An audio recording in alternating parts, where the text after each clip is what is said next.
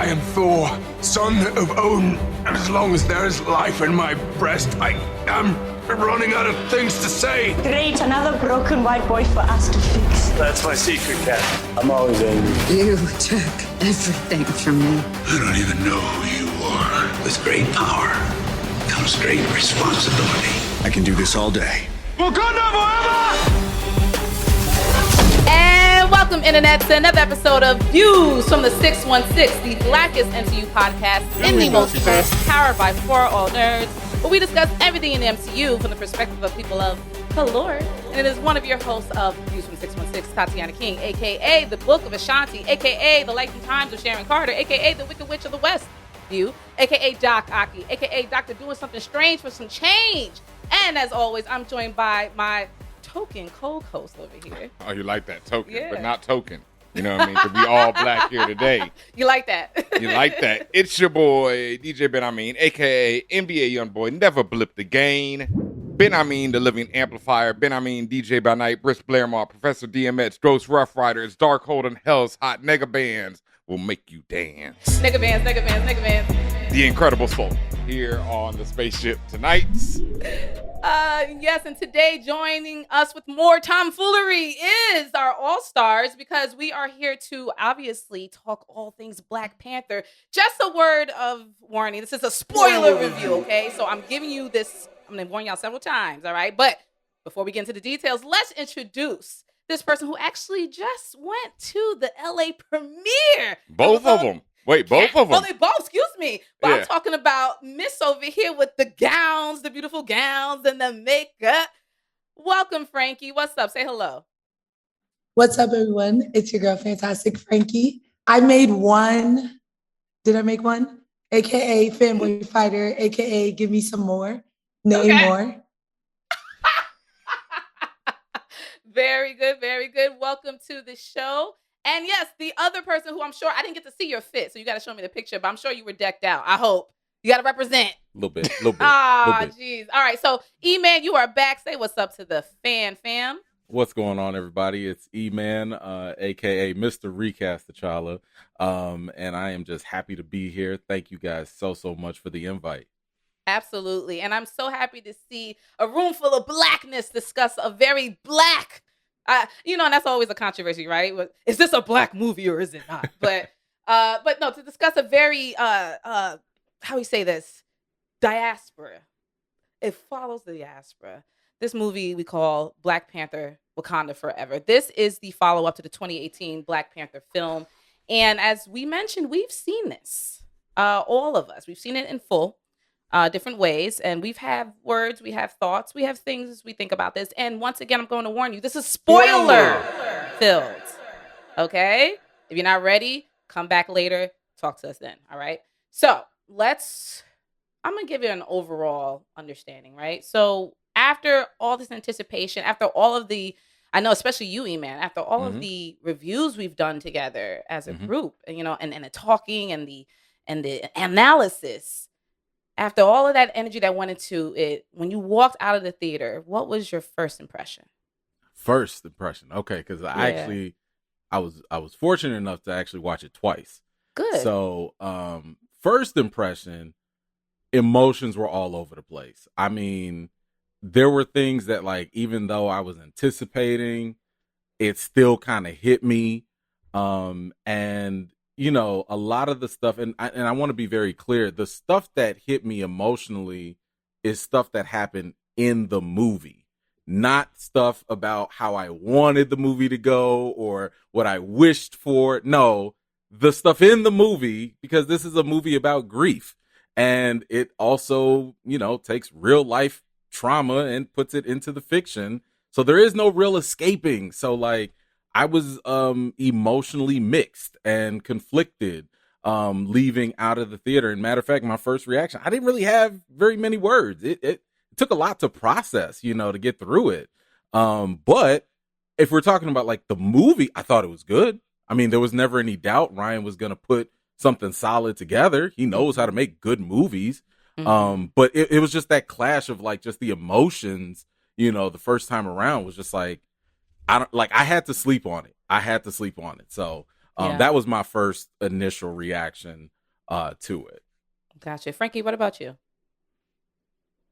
Well, I only saw it once, but when I did see it, I felt activated.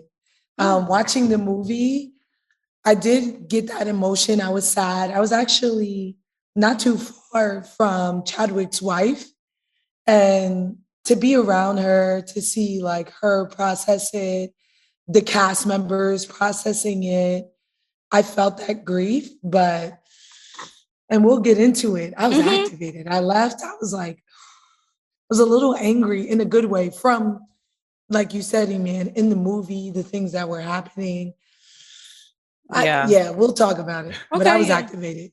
Yeah, I share some of y'all sentiments. I was even grief stricken myself at times. I mean, I knew it would be emotional just based off of the trailers that we were seeing, but to sit there in it and sit with the characters in this grief and go through it, like I had thought I was, let me not say over it. I just thought I grieved already, and I didn't realize how much more there was to process emotionally. So that hit me, and after.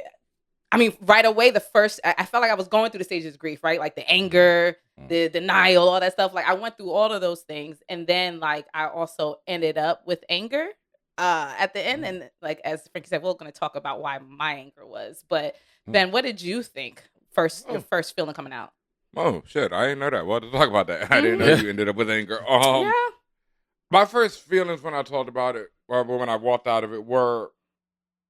I felt kind of like E-Man. I didn't have an emotional...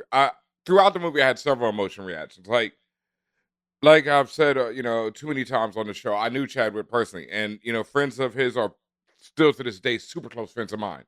So the fact that way it opens and it's just like, fuck y'all. You're going to deal with this right off the top. We pulling this Band-Aid right off the top. Ain't going to be not a second before you had to think about this and deal with this. I wasn't ready for that. I fully expected some of the theories we talked about, some of the shit happening during the blip, some of this, some of that. I was not ready for it just to start off like, dope, this is taking place after everything you've already seen. T'Challa is dying, and Shuri can't do anything about it. I wasn't ready for that. Right now, I'm still like talking about it, and seeing my brother, because like I said, I know Chad. And so like seeing him, it's like every time I see this shit, it's like with anybody who's passed, it's like my mom, anyone, it just reminds me I'm never going to see them in the physical plane again. And someone like Chad, it bugs me because we never got to have him on the show, and I knew we would eventually. And I knew, there'd be years of us sitting there talking to him about his career and shit, and maybe I'd be working with him writing some stuff, and that's not happening. And that every time I see that is like the first thing that it is hard to deal with. Now, as far as the film, when I walked out of it, I felt like this is the first time I felt this way since I saw The Last Jedi. Because I'm the biggest Star Wars fan in the world. As you see the lightsaber behind me, this is the way, all that. And when I walked out of The Last Jedi, I was like, what the fuck was that bullshit? Right? I was like, the fuck? The fuck? And I went home and I thought about it. And then like the next day I thought about it. And then like I got to see it at one of the premieres in LA again. And by the time we were going to that showing, I was telling everybody, because I went with the writer's room, and I told everybody, yo, this is the best Star Wars movie made. Because it took me time to realize, and to get over what I was wanted from a movie. Now, I don't know if Wakanda Forever is the best Black Panther or the best MCU movie ever made since I've seen it. But having only seen it once, I don't know yet. But I do like, God damn, that movie's fucking good. End of story. And what I've said from the beginning is he had a no-win. Ryan Coogler had a no-win situation on his hands. There was no way to win. People are going to be mad no matter what choice he made. People have been mad from the first choices they made. And I feel like with all that on the plate, with everything this man had to deal with, his brother had to deal with the death of his friend, with the death of his compadre, somebody he probably figured he knew he should be working with for the rest of his life. Right. You know what I mean? Scorsese and De Niro type shit that was going to be. And for him to handle that the way he handled it, I have nothing but like the utmost respect, because I feel like he addressed so many people that needed to be addressed and said what needed to be said. And I feel like he's been doing this since the first Black Panther, and I feel like people missed it. in the first Black Panther. And I feel like in this one, he was like, since y'all missed it, let me lay it on triple time. And I was here for every second of it. Right. You know? Almost got he was right up again, man. Well, that's the end of views. I didn't even know that was going to come right there. I was going to say, well, that's the end of views from 616. I'll see you guys later. Can't follow that up, right? But no, like I hear you, Ben. Like it's a heavy thing. It's a lots of heavy emotion behind it. The real life implications, the story implications. It's just heavy, and it's kind of a between a rock and a hard place situation. You're not going to please everyone, but I do believe that they did a great job with the best that they can do. And even beyond that, like even if you take all that other stuff, I mean, it's almost impossible. If you take that off the table, I still think this was a really good MCU film, just overall, all around. I think like other MCU films, there are the typical fatal flaws that are there. Kind of like the same type of things that happen, some dialogue issues, but generally I think like this was a top film. This was far and above some of the most recent Marvel films we've seen lately. Easily. And low bars. I'm trying to be nice about it. Low bars. The bar is trying to be nice about it. But no, she's right. I mean, it is on the upper half. You know, like it's a good film. It's a very no. I mean, the recent MCU films. The recent films are low bar. Phase 4. Phase 4 is a struggle. Yeah. But now that it's been, and like I said, we talked about how we felt immediately after. Now that it's been a few days and you've been able to marinate, do you feel differently, or there's something different that you're stronger that you feel something about, like, or you kind of the same? One thing I felt was, I remember after Thor, I was like, why is Chris Hemsworth still here, right? And I was he's the about, second best Chris. Leave him alone. Yeah, I mean, I love him. I thought he was great. He's a great Thor. Why are you here? But you got something better to do, fam. You got something way better to do. You got the bread. It's time to go. Everybody left but you. There's better shit to do than you. That's funny. He's like the super senior who's been here forever. Van Wilder. The girls just did it. Did you call Thor the Van Wilder? The Van Wilder. On the MCU? Damn. Sorry, Chris. Sorry to this man. Hey, man. But go ahead, Frankie. Continue, please. But one feeling I did feel after was I couldn't see it any other way, because in the way that I felt like the story moved on, I was like, if Chadwick, God rest his soul, was still alive, I think I would have felt that staleness if Shuri didn't take the mantle. Like, I felt like the phases, the story had moved on, and I was glad. And I was glad that I was nervous about Letitia, and looking at my notes, thinking about what I saw, some of the like small things in her performance, I was so proud of her. Yes. And it was a total shift. And yeah. I mean, regardless, I was happy of the direction they took. And I was like, this is the way it should have went, honestly, regardless. Yeah. When you talk about that shift, actually, I felt that when it came to Letitia, because just to be very frank, there's a lot of fuck shit happening over the last couple of years. And word on the street type stuff. And I don't know what's true, what's not. But the point is, there was a lot of, but let me finish that, Ben. Yeah. Regardless of whether it was true or not, there was just a lot of talk in the street that to me was sullying what was being built up. Because like now we're having thoughts about, is she losing it? Is this happening? Is that, it makes you think, there's something up with the creative process. Or there's something wrong with the cast, or, it makes you think all sorts of wild ideas. So to see that she actually expanded as an actor, the character obviously was expanded, and also her approach, as you said, Frankie, like she came there with such a regal air about her, and for her to stand up in that position to me and take on the mantle, and even verbatim, that was Ryan talking, but verbatim speak on the mantle itself. I thought that was really powerful. Like the fact that she said, I'm not trying to save the mantle, I'm trying to save my brother, right? And that spoke to a larger conversation that we've all been having about the mantle of Black Panther and everything else. And about T'Challa, like we've been, like, that was the point that I felt like, E-Man, when we kept going back and forth, everyone who's been watching this knows we've had several discussions about this. And I kept saying that, and it's like what Frankie is saying, it's like, Okay, now they've said, Ryan has come out and said that the original script for this movie was a character reflection on T'Challa, on what it meant to be king, or what it meant to be the ruler, and all that. And he changed that radically, obviously, when Chadwick died. But I also feel like what Frankie said is true. At the same time, that movie was going to end with him passing that mantle on, even if he was still alive. Yeah, because I've said this multiple times. Black Panther's had like several arcs in the MCU. T'Challa's had 2 complete arcs by himself, while Thor keeps regressing to Thor so he can have the same arc movie over and over movie, you know? But T'Challa already had 2 arcs. It's unfortunate we didn't get that King T'Challa. And there's a lot of stuff I really could care less about. I never wanted to see him with Storm, blah, blah, blah, whatever. But like I said, no, I hated that from the comics, man. I thought that was the worst That's like my ever. two. I'm a That's grown like ass when man. your white friend. That's like when your white friend is like, I got a black friend.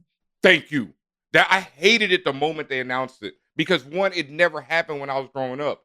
You know, I grew up with Storm loving Forge, Storm loving whoever, and dissing Forge, and not needing a man for the idea because he's African and she's African. She grew up a thief in Cairo. She don't know this nigga. They grew up together. They grew up together. No, that's the retcon. Oh, okay. You talking about retcon? You talking about the history? Yeah, Okay. the original. So the retcon is they grew up. And No, she's they didn't. American. No, they And didn't. she's American. You're right. She's No, American. She's very much American, Yeah, and she it's says just- it.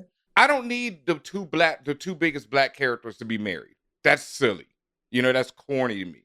Like it doesn't. B-Man doesn't agree. I like the imagery of a strong black man and a strong black woman on screen Nakia together. and T'Challa are together. I'm not negating that. I'm not negating that. I'm just saying. But that's I what would I'm like saying. that too.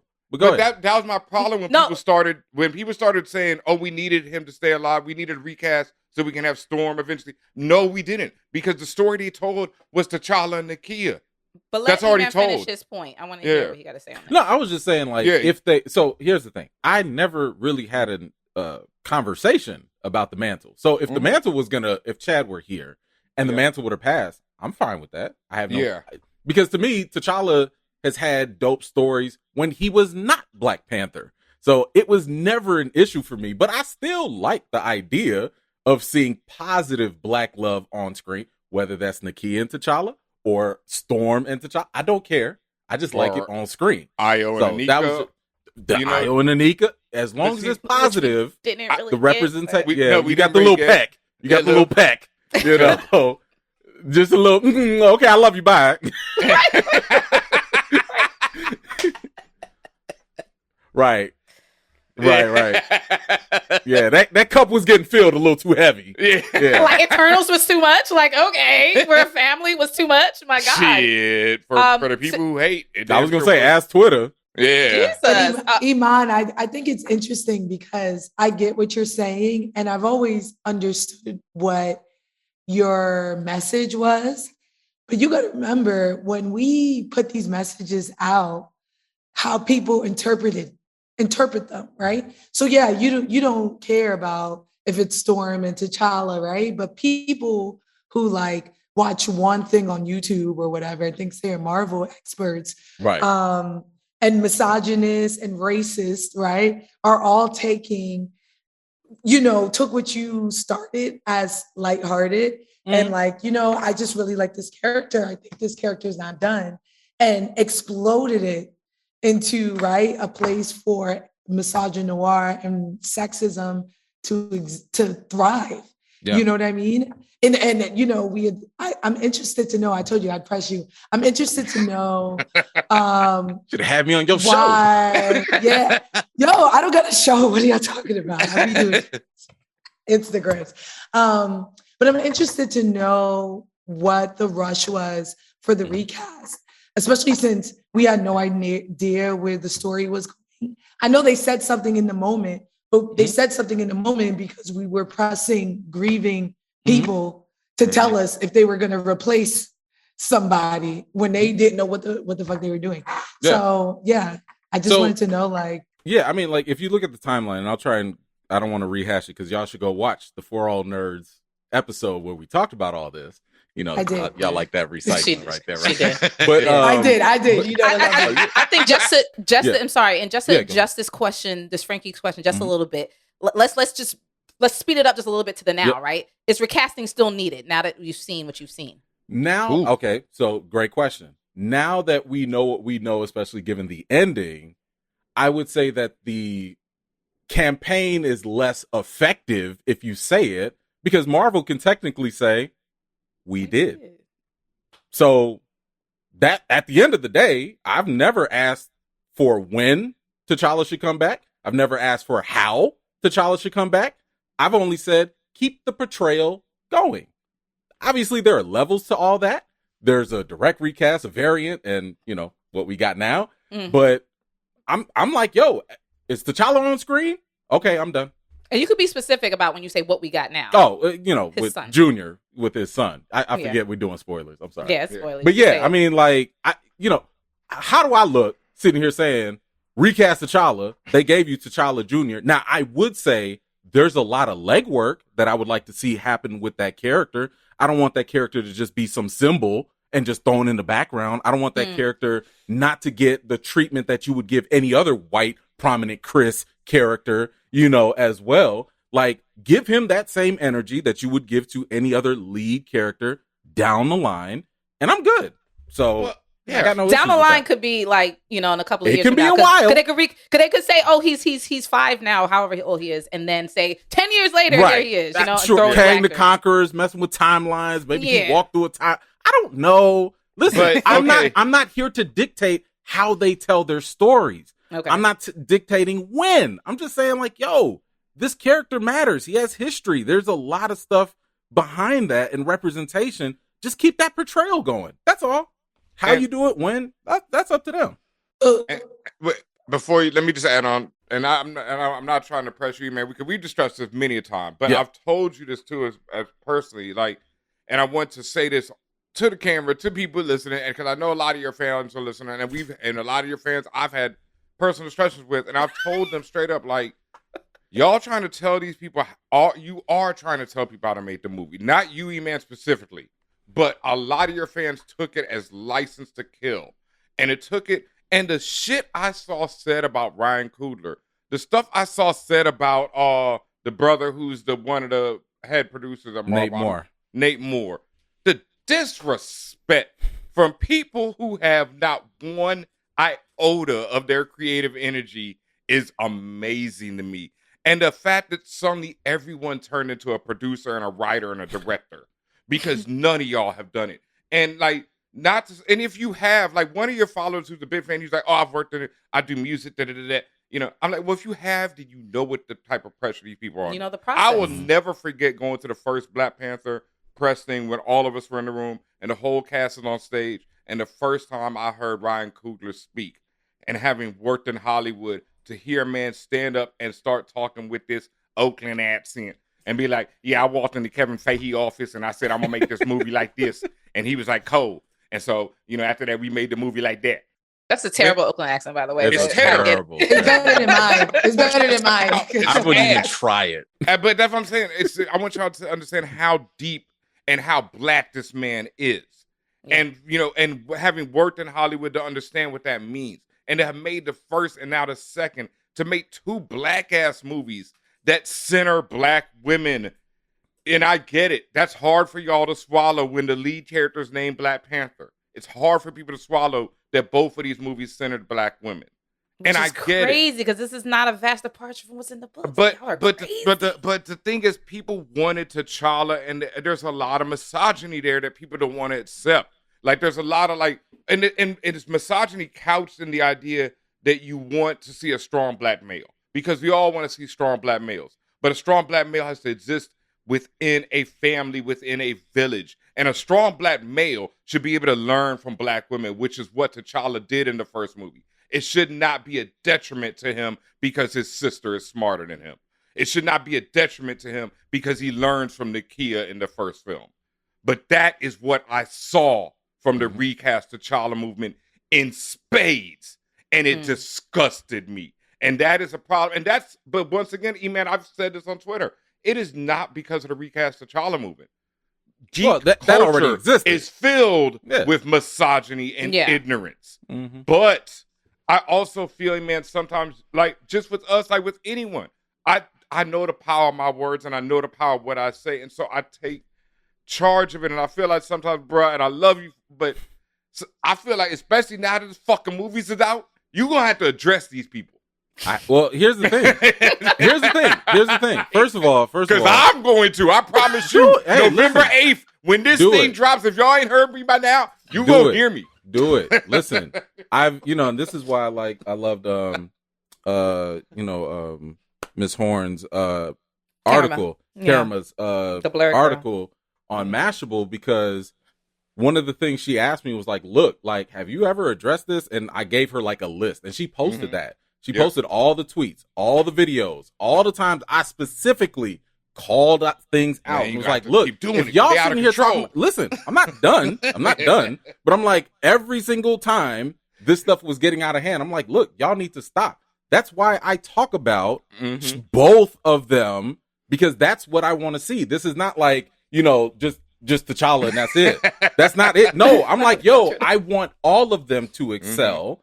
And it was really just the fact of like, if we can't stand up, and by me, if we can't like stand up for like one of them, then we can't stand up for the other one. So I'm like, yo, for me, T'Challa's always been a cornerstone. Like, you have him there, and then you build up Shuri, you build up Blade, you build up Storm, you build around. So I've never been one or the other. And yeah, whenever people would sit there and try and assign or degrade or disrespect Nate, Ryan, I'm like, look, y'all don't need to do that. That's unnecessary. Stop. Because we don't know their hearts. I know they're grieving. I know they're people. I know they're human. I know they just lost a friend. So the last thing I'm going to do is sit here and talk about them personally. That's unnecessary. Stop. So yeah, I've talked all that stuff down, but unfortunately, people listen, people believe what they want to believe. A movement has a way But that's because you started the movement prematurely. You started the movement before we had any iota of what we were getting, right? I understand, like I said, we knew that we heard from grieving people 2 weeks after we found out Mans was dead that they weren't going to recast him. But I think what happened was the misogynist knew who was next, which was Shuri. And then when they got an outlet like, okay, if they're saying he's not going to be recast, this Black man is saying, look how important this is. Let me take that and run with it. It's an importance, and it's something that we have to be aware of. You know what I mean? Because we didn't know what was going to happen. We had no idea. And to BenHaMeen's point, we know Ryan. We know Ryan ain't going down like that. If Ryan left and was like, nah, I can't, I don't like what they're doing, then I would have been like, yeah, let's get this recast T'Challa because they're wilding over there. Yeah. But I was never worried about T'Challa as a character. I wasn't worried about where they were going because I trust Ryan. Maybe not Marvel, but I know Ryan. And as I saw that Ryan was still attached to the project and not leaving, I was not tripping. I was like, all right, we'll figure it out. But then and Iman, I know you saw tweets, but you will never see things as bad as like I will. I am a magnet for the sexist and the misogynist. And the stuff they were writing the second you tweeted to me, to I know other women in this space were gross over stuff that we don't know, that aren't comic accurate, things like that. So it just was too early, I feel like. So I'll respectfully disagree, because I was reacting to what was literally said, which was, we're not going to recast. That was in December of 2020. And that was just a few months after Chad passed. I wasn't even thinking about Black Panther 2. And the whole movement didn't happen until months after that. And it was like, wait a minute, what do you mean? Never? If they had just said yo, just not now, yo, we grieving, maybe later or something, there'd be no movement. But when you just put a stamp on the finality at that time to just say you won't recast. You said earlier, you're not there to write or to predict. You said that earlier. But we had no idea. I think it's important. I think it's important. But they said it. I think it's important. Hold on. I'm sorry. We can't act like they didn't make a statement that wasn't, final. They didn't put conditions on it. Now, I admire the faith that you guys had in them, but I was reacting to what they publicly stated. So if they had said anything else otherwise, I wouldn't say anything at all. But they said what they said, and it was a reaction to just that. Ryan Coogler didn't come out and say, all right, y'all, well, you know, maybe later or what. He didn't. There was nothing to go off of for months after we will not recast. Right. I think it's important. What I was trying to say was, I think it's important that I don't know we're going to find any up or down when it comes to talking about stuff that's water on the bridge. Like, what's happened has happened. What has been done is done in terms of the movement, in terms of what people said.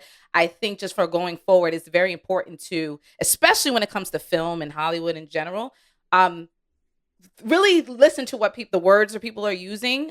It may not have necessarily been a finality stamp. They said, we're not doing it. And you had even said it. You said, this is what they said as of now. That point, that as of now can always be changed, right? It's not nothing in filmmaking, unless, you know, you're at the end of things, and even then you see a change. But nothing in filmmaking is static. There's always changes, especially for something as large and amorphous as the MCU. And there's always things happen. Like, you see whole slates get pushed back. So I just think, just for going forward purposes, and not specifically for this movement, but just when it just comes to thinking in terms of when people say things, when Kevin or whomever says things, let's really think about the words that they use, because there may be room for something else happening down the line. I just want to say that. And I think that goes for everybody here to understand that. That being said, I do want to move on out of just the movement, but into the film itself, because I want to talk about the characterizations. We talked a lot about Shuri's growth, or Letitia particularly, how she grew as an actor and all that stuff. How did you feel about her new portrayal of Shuri? It was so incredible. Do you guys watch Power? Yes. You know Ben does. Religiously. You know how we hated Tariq, and then he came out with his own spinoff, and Tariq came back. Tariq. I don't hate Tariq though, but I felt that same shift where, like, Tariq was this annoying. I love kid. Tariq on his new show though. I'll give it to you. Like, he can carry the show, and I did not think he'd be able to carry his show. Exactly my point. I was nervous because even I knew Shuri, the comic book character, is an excellent replacement for Black Panther. And they even hinted at it, right, in the first movie when she pretends to challenge T'Challa. Everyone gets nervous because they're like, this is a actual challenge. Yeah. But beyond that, it just felt like a joke the way she played it off. And the entire movie, I felt like she was dangerous. I felt like she could hold her own. There's a scene where she's talking to Riri in her dorm, and her swag, a little bit, I was like, am I gay? Like, what is this energy here? What is this energy here? And it was BDE. Like, it was pure BDE, bro. Like, it was, yes, she was walking around here like that purple windbreaker. She looked good. She looked so good. She was styled differently. The moisture was there. Okay. Even when she was talking to Namor the entire time, I was like, this is a diplomat trying to do something, right? And I felt that rage, which she probably channeled from her own grief, right? I felt that simmering rage her entire performance. And I mean, everything about her. I was pleasantly surprised because I was worried about the rumors, about who she was as a character. Even on a superficial level, I was like, can I see her like fucking up Namor? Like, and by the time that scene came, I was like, yeah, kick his ass. Yeah. Like, I was like, Namor in trouble. And I felt it. And yeah, I no notes on her. I was so proud of her. Yeah. And Ryan, because I know someone else is directing. She carried, and she didn't do it alone, but she carried so much of that film on her. Like, she really, like, the strength, it's a strength that I did not expect out of Letitia as an actor, but also that version or the previous version of Shuri. Granted, so much has changed between the two stories. I just didn't know that she had that much strength, and to be, as you said, dangerous and also capable of that. Like, capable, like she was on her Killmonger shit, literally. And I didn't expect that. And I think that was refreshing for me, because that was one of the things that I appreciated the most about her, is like, you know what happens, what they do with the particularly the lawful good characters, where they're like, oh, you know, we're gonna do the right thing all the time. You know what I mean? Or, you know, we're gonna do what's supposed to be done and be just this noble person. It was like, no, I'm getting my fucking revenge. And yes, of course, by the end, you see the spirit of her mother's like, show them who you really are, which is the nobility. But still, like, for her to, up until that really true realization, there was nobody changing her fucking mind about this. And that's what I really like, because we see that too much, where you be like, it's like the character has every right to keep going in that direction, and then something bullshit happens and they change up. The last time I seen that was in Loki with Sylvie, where Sylvie got all the way to the motherfucking end, got to the He Who Remains, and I'm like, don't do it. She fucking stabbed the nigga. And it's just like, she actually went through with it. And that keeping that same energy, that's what I fucking love. You see me love. outside, I see you outside, nigga. And she kept that on same energy. Site. I told you, nigga, it's on site. And the only time it changed was when she really reflected within herself. Yes, her mom kind of just coaxed her that way, but it's also like, it was Shuri's decision. Like, I'm gonna fall back. So that's why I fucked with her so heavy. What did you think about Shuri besides that, E-Man? No, listen, I kind of share a lot of that. I think Letitia did a wonderful job, especially with like the emotional stuff. Like, I felt for her. Like, and this is where the conflict in me happens, because every time she's talking about T'Challa, I'm like, you're talking about Chadwick, so I knew that what she was putting on screen was real. You know what I'm saying? And it was like, it was impossible for me to sit here and escape and be like, she's talking about her brother T'Challa. And I'm like, damn, like, there was no escape. There was no escaping, right? Escape. So like, what I saw her do on screen, I was like, golly, like I'm moving to tears when she's moving to tears, which, if you think about it as an actor, like, that's what you want to do, right? You want people to feel whatever you're feeling. And she did that. She made me feel whatever she was feeling. So I agree with like almost everything you guys said. The one thing I had an issue with, and it wasn't really with Letitia, maybe it was the writing. I don't know if it was the writing, the directing. And Ben, I know we talked about this before. Even after the second time, you still felt this? Yeah, I think it just became more minor. Well, so it's ask not them, because I want, that's what fine. is it? It was in the beginning when T'Challa was dying, or maybe I think it was like when he passed away. And when she was on the retreat with her mom, and she was like, look, like, when I lost T'Challa, on the retreat or whatnot. And, when she was talking about like, she wanted the world to burn, and I was like, whoa, wait a minute. Like, I understand she was on her Killmonger. But where did that come from? No, I'm just wondering, like, what the world do to you? Like, it's not like the world killed T'Challa. But it did. And that's what we talked about that. The world killed their father. The world killed her father. That I could totally understand, right? But it was like an illness that killed him. And I understand her grief in terms of, I couldn't save him.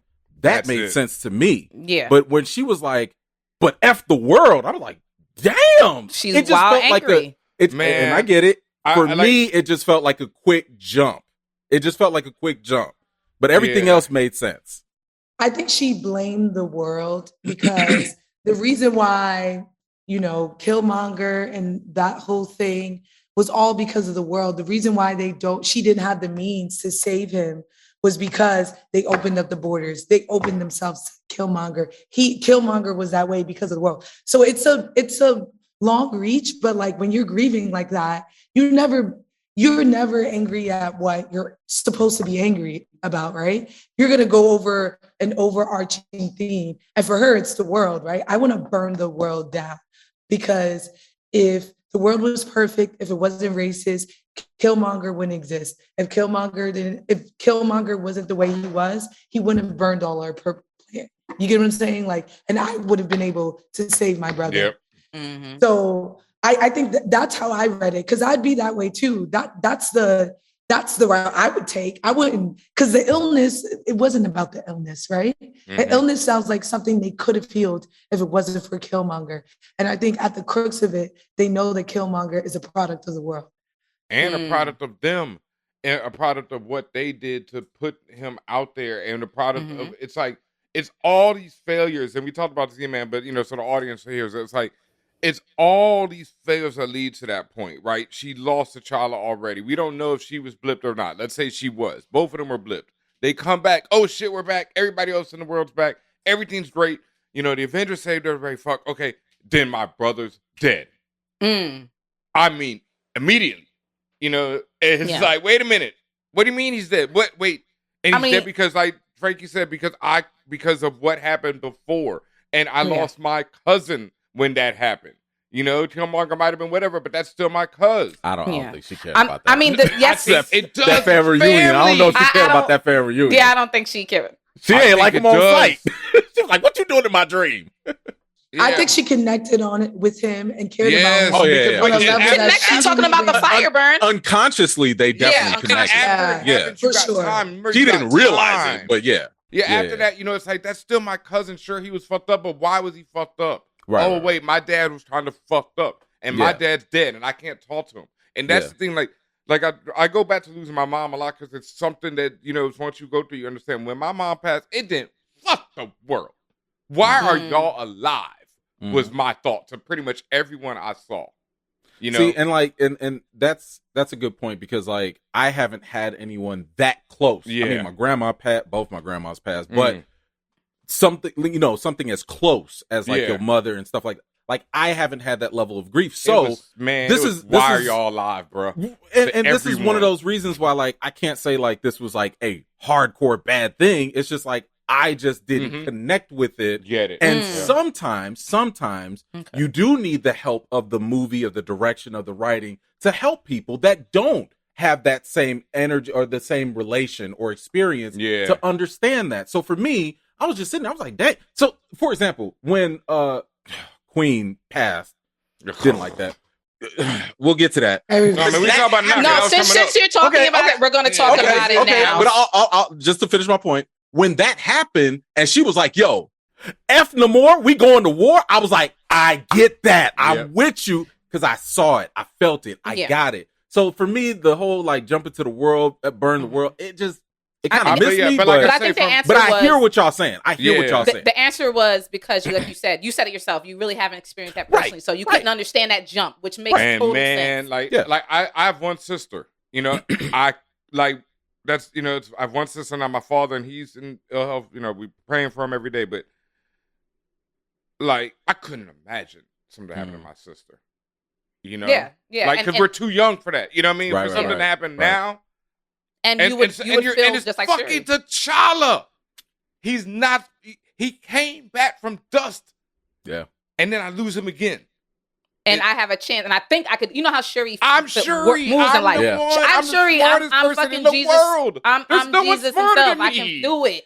I can do this shit. And now, Ben, you know that was my other issue too. Because like for me, I didn't really. I was not a fan of the whole T'Challa dying of illness thing. That to me hit a little too close because it was, you know, I mean, it was basically what happened. Exactly. And so I think they wanted that. They probably wanted to go. I'm sure they wrestled with a million different ways. Sure. I mean, who even wants to entertain that? Like, how do we kill T'Challa? Like, right? And it's just like, let's just keep it simple. Is once again, not everyone's gonna be happy, but right. This is the best. Now, I just, for me, it was just the fact of like reading the comics. I know Wakanda cured cancer like decades ago. So I was like, damn. But like, that's the point. I know it's the story. You gotta have conflict. You gotta have conflict. You can't have to be the super invincible. And that's why I hate this. I don't want to go back to it, but that's why I hate Storm and T'Challa. Because then it's just like, the fucking stop them. You know what I mean? But listen, at the end of the day, like I said, whether you agree with the illness stuff or not, it's plausible deniability because it's just easy to fill in the blanks, right? Okay, let's push that to the side because you just brought up something. And BenHaMeen earlier said, and actually you do know why, Ben, when you were like, I didn't know you were angry. This is what made me fucking angry. Yes. And I explained that to Ben. So Ramonda, Angela Bassett, we could talk all day about how perfect she is and amazing and how 15 years ago she should have been Storm. We know this. However, and I've heard different rumors about why this happened. I hated that they killed Ramonda. I hate that to my core, not because I enjoyed her as a character, not because, Angela Bassett's so perfect and amazing, all this stuff, because I did not see a reason. Yeah. There was truly, and you guys, and you saw it twice, E-Man. So you think about that, and to everyone whoever who's watching has probably seen it by now. You think back and don't tell me character development. Don't tell me because she needed motivation, she being Shuri. What was the reason? Honestly, I thought on a practical level, not a story level, they did it because they couldn't have Chadwick in the ancestral plane. So I thought, I was like, who's she gonna meet when she go there? I know this is awful, but this is what I thought. I know this is awful, but I was like, who is she gonna meet? And they was like, give her what I know it's awful. Daddy up in here. Her daddy. I'm not yelling at you, Frankie. I'm yelling at the system. But we never, because I've never once, and I do not know what Shuri's relationship with her father. Elizabeth. So if I saw her speaking to her father in the plane, it wouldn't ring true to me. I'd be like, they never shared screen time together. No, they didn't. But if we're looking at like who would motivate her, it was two people. It was Chadwick and it was Angela. And I know it's not right. I'm just saying they were like, who we gonna have in the That's just how my brain worked when I was watching it. And you're not wrong. I'm making faces because you're not wrong. No. So let me be clear. No. I'm not making faces at you. You're not wrong. I'm so mad. I'm never getting a Marvel Legends Queen Ramonda now. I'm fucking disgusted. You should go get it. No, but I don't want a Funko. I want Marvel Legends, and that ain't happening. Yeah, I got you. Yeah. I was just. Oh yeah, for sure. Yeah, for sure. So much. She had more agency. Yeah. Now, when we talk about that, we talk about her characterization, her agency, off the charts, right? Like just the way she came through and was just like politically fucking shit up. The way she was stepping up, like she reminded me of my mother. You step in the room, and it's like, I'm already 20 steps ahead of y'all niggas. Yeah. Yes. That was beautiful. That was perfect. I'm still pissed. Yeah. That they fucking killed. Like I say, let me say this real quick, man. Before we go into the death, can I also say that when she walked into that like Genova convention, it just reminded me how whack white people's gear is, because ain't nobody else had the culture, because she came in and everybody looked muted and whack.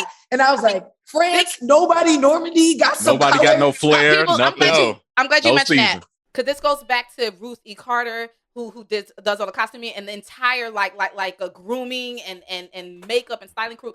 That hair, the colors, the everything is exactly what you said. When they walked in, the entire air of the room changed. The entire molecular structure of the room changed. It could tell. Here's, like you said, here's these fucking cornbreads, and here's some fucking, good, delicious food coming through the door. You know what I'm saying? Like, there's some soul food coming through the door. And I fuck with that. Like, I just felt, I was like, I'm proud to be black. I thought the fucking Black Panthers roll up in that bitch the way they walked up through the door. You understand? That's how I felt. Like, oh, we're not taking y'all dumb shit. We're letting you know about yourselves. And here's your peoples that you thought you was going to infiltrate us with. Oh, you thought that's that Wakanda energy. That's why I think white people don't wash. You know how like they like to goad about how they don't shower every day. I feel like it's rooted in racism, like seasoning, right? Like just kings came to Africa just back rinse. in the medieval times, and they were like, yeah, and then they were washing every day and put a perfume. That's poor people stuff. We so regal, we don't shower. And I don't know, just all that started coming up while I was watching. I was like, white people. Ben, what did you think about Ramonda and the fact that she died? Like I said, I'm so angry. I'm getting angry. You see my hand like this. I'm like, ah! All right, well, first, but like Frankie said, before her passing, that's what hurt me, losing her in the movie. I mean, I guess it's like, I say the reasoning is, once again, like with character arcs, the reasoning is that she has nowhere else to go. It's like her mission is done, because that's like the part that hurt me the most. Is like, like you said, it reminded me so much of my own mom, but not even in the commanding and presence of everything. It reminded me of my parents and my dad too. Like, at one point, I told my dad about when I was incarcerated, and I sat there and told him the whole story, and I was like, because he didn't know and everything, and I was like, it's fucking me up, Dad. He's like, sat there, looked at me for a while. He's like, well, you got to get over that. Move on with your life, sir. And it was like the hardest shit, but it fucking woke me up too. You know, it was one of the biggest moments of my life where it woke me up like, well, he's right. You know, like he's right. And that and hearing her talk to Shuri in this film when she's telling him like, look, I get it. Your brother died. You know, I lost my husband. You know, I lost this. I've lost that. I lost my whole family. You know, we all lose. But in the end, you got to keep moving, woman. You know, girl, you got to keep going. Yeah. You know, and that was like, I was sitting in the theater wanting to burst into tears again because it was like hearing my own mom, you know, like that same thing my mom would tell me, like, you know, when she was here, and, you know, I hear now, it's like the same thing. It's like no matter what goes on, because my mom used to worry about me so much that she thought I just worry about everything too much. And she'd be like, yo, you know, look, you know, you got to keep going, you know. It's going to be all right. You know, you are smart, you're intelligent, you're going to make it through all this. So, and then, like I said, that was another one. Like Chadwick introduced me to fucking Angela Bassett, in real life. You know, so that was like, you know, it's like, and I was like, "You're the greatest thing ever." That's all I get it. Amen. Were you okay with Ramonda dying? No, I didn't like it. Nobody okay with this? No, seriously, I was in the theater, and you know, I did not care. You know, I was sitting next to, I don't know, some celebrities or whatever. Yeah. I didn't care. I'm like, what are y'all doing? Like, no! Like, I'm cussing at the screen.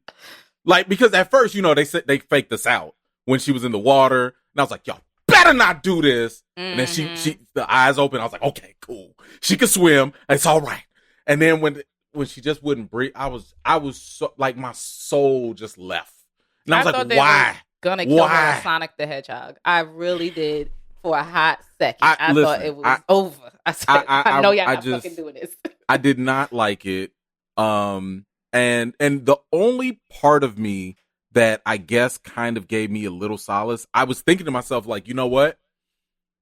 I agree with Ben in terms of like maybe there just wasn't any more for her character, like going forward. Okay. Because it also kind of was like, but we need to elevate Shuri. So if she's there, it's too much conflicting energy. Fine, whatever. But I also don't know if Angela wanted to continue.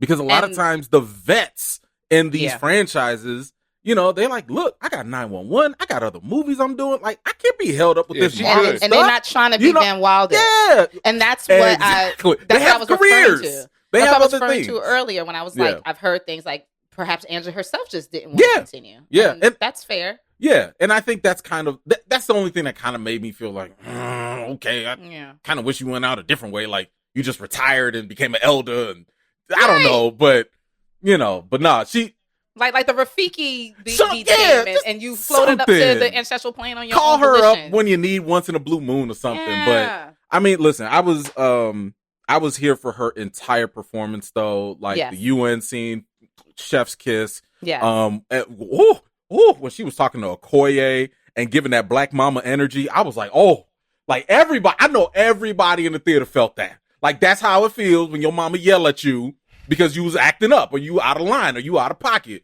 And I was just like, she brought everything. Like, I'm really going to be upset if she doesn't get nominated for Best Supporting Actress. Like, for real. Because that role right there, she feasted in that role and thrived. So, yeah, I mean, I'm not okay with the death. I understand maybe other reasons cause for it, but she just was amazing. But man, I agree. That conversation when she was accosting Okoye, I also felt vindicated on my end watching her. I was like, it's about time y'all read the Dora for supporting Killmonger and getting y'all in this mess. Because I get it, it's duty, but I was glad that they reflected on Okoye's shortcoming, the bullshit, where she's so bound to it that she's not even critically thinking, right? She's like to a fault. And I was glad she was like, nah, you lucky I ain't put your ass in jail, which we took power back, right? Because you went against us. I know it's tough, and I know the point. But it was the tradition. It was. I know. Tradition don't mean right. I know. But hey, T'Chaka did some things that wasn't right. Yeah, we know. But he was still king, and they rolled with that. T'Chaka wouldn't have honored that fight. Listen. All I know is that what you're talking about, Frankie, is exactly why I love Black Panther so much because of the political divide the philosophies and stuff. Like, I mean, in the comics, when T'Challa's like, I'm opening up Wakanda, and Wakanda's like, what? Why? Yeah. Who told you to do that? You know, like, we ain't vote for that. What you talking about? You know, like, you know, even T'Challa going against Shuri and they having disagreements. Like, man, you sided with Namor. Did y'all forget what Namor did to T'Challa? Get out of here. You know, I love all of that stuff. So yeah, go on. I agree though. No, but I agree. And that's what I love. Both of them having a point, right? Right. Okoye, I know why she did it, and I got it. Like, she's like, what was I supposed to do? This is why I'm where I'm at, because this is all I know. I follow tradition. This is all I know. Right. But she was like, you calling me mother? Okay. But I would never do this to my son. In fact, I committed treason to make sure that T'Challa was okay, to bring him back in power, to do this. And that would make me nervous. If someone is that blindly committed to duty, they're just as dangerous as an enemy, right? Because if you bring in a book, if you bring in a law, if you bring in a bylaw, you are not committed to me as a person. You're not loyal to me. You're loyal to the rules. And why would I keep you next to me? That's I don't know if that's fair too, because if you sit here and talk about being committed to a person, culturally, Wakanda is built off tradition. I mean, it's literally why the Jabari tribe separated themselves for centuries because of tradition. So again, I'm saying as a person. Yeah, I know. I get it. I'm just, this is something I appreciate, is that there is it's not black and white. You know what I'm saying? Because like, now here's the thing. Here's the other thing. Okoye has effed up a lot. Okay, enough to be stripped of her power of general. I was sitting here like when Ramonda was like, "I told you not to take my daughter. I told you this was," and you did it anyway. Like, you ain't even bring a backup Dora. You could have had a backup somebody. So I was sitting there like, "Okoye, you messed up twice." Just because she knew the American government at the very least was looking for this girl. So for her to be like, nah, me and Shuri got it, I was like, you sure? I mean, I know that's Okoye, but still, like, two more girls, right, at least. Ben, did you have something to say? I wanted to move on to the next character. Yeah, definitely. I want to move on as well. But I do want to say, I feel like that was why they had this moment, is because it's a lot of this film is about tradition being left behind. And once again, going back to this recast movement, that was another problem I had, because people are like, well, it's like this in the comics. I don't give a shit. You know what I mean? I've said that from the beginning. I've read them all, fam. And like, when people are like, well, like when you said this earlier, Amanda, like, he's the cornerstone. When I was growing up, he wasn't. There were no Blade comics. There were no T'Challa comics. The only black character we had in the MCU for the most part was Storm. You know? So it wasn't like it was once Priest and all them came up. That's later for me. That's not like when I came up. So it's like, people came up in different eras, and so it's like nowadays, or even Monica Rambeau was my biggest black character. You know what I mean? That's who I looked up to as a strong black woman in the MCU. So I mean, in the Marvel comics. So it's like when people are like, "This is where it was." T'Challa, the most, T'Challa appeared the most as Black Panther in the comics. Why? Because mostly it was written by white men writing men. That's the only reason T'Challa's been the biggest Black Panther. So for them to have this movie and be like, fuck tradition, because tradition will get you killed. Tradition will get you ruined. Tradition will have you running around in circles, because it's like, once again, the first movie was already saying all this. We got to move on. We got to learn from our past, but we can't just be about the past. Yeah. I think the greater conversation is also just beyond fuck tradition, but when do you say fuck tradition? Yes. When do you say we need to do something different? You got to learn, but you got to move on. When do we blend it, and when do we move cats to the side? I think that's the real question here. Okoye fucked up is the summary I got from y'all. Yep. And got dragged for it, as she should. And got dragged for it, right? Because at first, and I'm gonna say this and I'm gonna move on. At first, I was like, you can visit your husband every day. Yeah. At first, I was just like, damn, Ramonda, you gonna strip her of the powers away, and then I was like, you kind of have a point. Newcomer. She's like, I should kill you. Is what I love. Should kill you. She was like, I should kill you, but I'm gonna let you rock. So I was like, well, I guess I do deserve that beating, Mom. Okay. Newcomer Dominique Thorne as Riri Williams. Yo, Riri from New York? No, She's from Chicago. I thought so. I was like, what type Chicago. What part of You saw the Chicago Bulls? sound like that? No. She said the bull. I know she's from Chicago, but the actress was from Harlem. The whole way she was playing it, I was like, No, Frankie, she wasn't from Harlem. She was from the hood, and she built things. so everybody from the hood sound like Harlem. Nigga, like She was said South that Side. last She was at South one Side of point. Chicago. That's all that was. I was It happy was they a very managed to New not York mention accent. South Side of Chicago. I'm glad they didn't either. I was so I'm glad happy. they didn't either. I'm glad they left it ambiguous, but I'm going to identify her Yeah. as South Side of Chicago. I mean, the South of the South. I wonder if someone's gonna Wow, say it honey? first. Sorry. I wonder if someone's gonna say it first. Someone else. I don't know. She if ain't I never gotta seen say a it. lake in her But, life. E-Man, what did you think of Riri? Oh, I loved her. Riri was fantastic. I loved every moment of it. That was actually one of the things I got the most excited about with the announcement of the new movie was because I was like, yo, we're gonna have Riri and Shuri at the same time. I'm like, I want to see what they just come up with. Yeah. I just want to hear them talk. I was very excited for that. Talk science to each other. Yes. And I'm gonna just sit there and act like I know what y'all talking about. Like, so I was always down for that. I always was excited for it. And I'm like, oh my God, her armor. Whoo, that armor at the end. Oh, when they like put the Wakanda paint on job with the paint job on it. Yes, that was fantastic. So yeah, I was down for it. It actually got me excited for the Ironheart series. So I think mission accomplished on that because a lot of this was really set up in this movie for other spinoffs and stuff. But I think this was a really good introduction for her. Established the fact that like, yo, she's in MIT. She's like running circles around her professors. Matter of fact, and you know, I don't know if this is competition, but even Shuri was like, how you do that? Yeah. You know, and I was like, wait a minute now, Shuri. Like, you're supposed to be up top, but okay. Maybe not. All right. You know, I'm with it. Canonically, isn't Riri, well, maybe not the most, but she is like She's up there. beyond Goes back even and forth. Shuri. Yeah. I mean, Yeah. she's up there. What we talking about? The smartest smarts, people yeah. on Marvel right now are all black women. Even Yeah. Moon Girl is Right. up Moon there, Girl, and I love Riri. Yeah, Moon that. Girl's supposed to be the smartest, right? She's Yeah, the number that's what I'm one. saying. Moon Girl's supposed to be like the pinnacle at this point. Yeah. right? Yeah. And then, Yes. okay. Yes. Okay. And then Reed is gonna come in and Yeah. colonize it up. Shit. I mean, God willing. Unless Reed is black. God Unless they willing, get a your black man Reed. is cast in Ant-Man already. God willing. God willing, my man from the good place. Kang is black. I'm just saying. They I they mean, should you know, they it made should sense. have Jonathan Get the Majors. lineage right. Yeah, it makes They sense. should- they Get that should have African Jonathan ancestry Majors right. play both. Who They was should have that? him play both. He could play Reed and he could play I'd be Kang. totally And fine be with like, that. And I'd I'm be here fine for with all it. the tears. Yeah, I'm here yeah. for all of them. I share some of the sentiments you have, E-Man, about Riri. I was there. I came there to see that science shit between them. I'm a nerd. I'm a geek. I've always been a science girl, engineering, all the other stuff. So I was over there like I didn't know what they were talking about. I was like, oh, this is great. This is fantastic.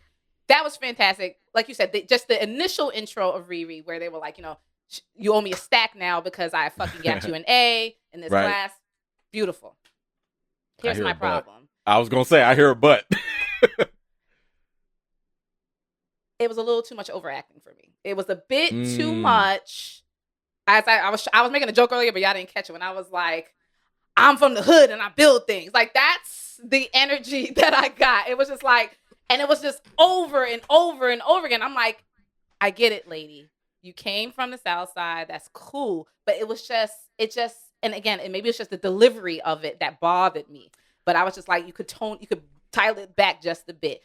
That has nothing to do with like whether or not I'm going to enjoy the character in the future. I think everything's going to be fine. It's just the delivery.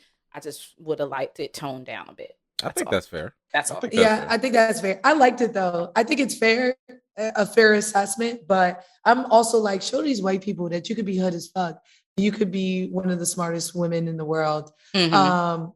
I was so grateful that all these like casual Marvel fans are getting a better introduction, more palpable introduction to Riri than the comic books. So I don't have to hear that racism and the sexism anymore, right? Like we closed the door on Tony. We have grieved and gotten over Tony.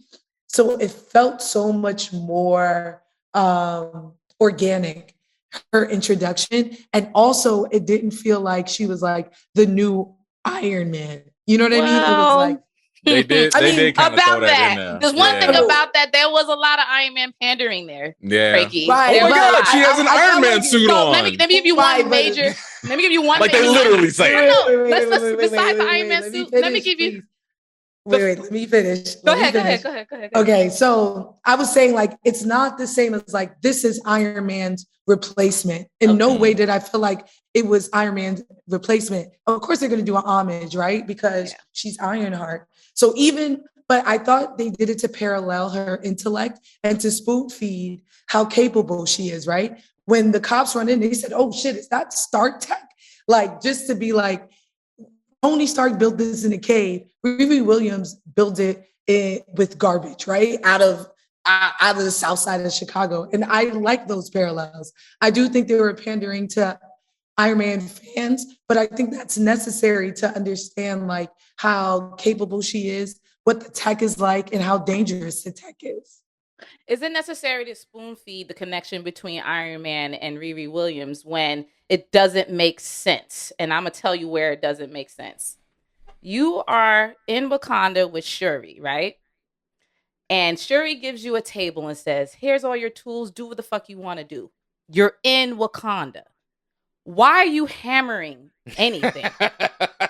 Why are you using the white man's tools, if you will? Why are we using this low grade type of approach to doing things? And that's what I mean about this was a bit of pandering to Iron Man. Like that was just so they could have it in the trailer. They just wanted to show the hammer and the hammer. Like, that's also how she was trained. That's also how she trained. I have all this technology. I still write with a pen and paper. Like that's just how she was trained. That's fair. So like she got all this tech. She got to learn how to use the tech. And it makes a great shot for a trailer. Sure, but she also jumped up and used that tech next to Ramonda without any training. Remember when Ramonda was controlling and there was no training there, and she did it. Both. So I'm just saying, how you can do both. So you can do both.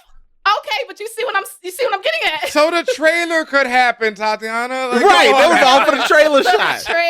No. But also, she was part of MIT. I'm assuming she was part of the Tony Stark potentially funding, all that stuff. So, like to me, it would make sense that she would be Americanized and be more comfortable building in the way she was raised, in the way that she was taught, especially since we see that she did things in a hangar, in a car shop. So to me, it made sense. I was like, of course she would move that way because that's how she was trained. There are a lot of times I do things that, even though I have access to easier ways to do something, I'm but this is home. This is what you prefer. Comfortable. Right. That's fair. And I agree with Frankie also. Like to your earlier, the other part of your question, Tatiana, is like you do need to spoon feed casual MCU viewers. People. Yes, because absolutely. The casual viewers might not watch every single Disney Plus show or every single Marvel movie. Maybe all what if they saw, never watched the Marvel movie? What is the spoon feeding?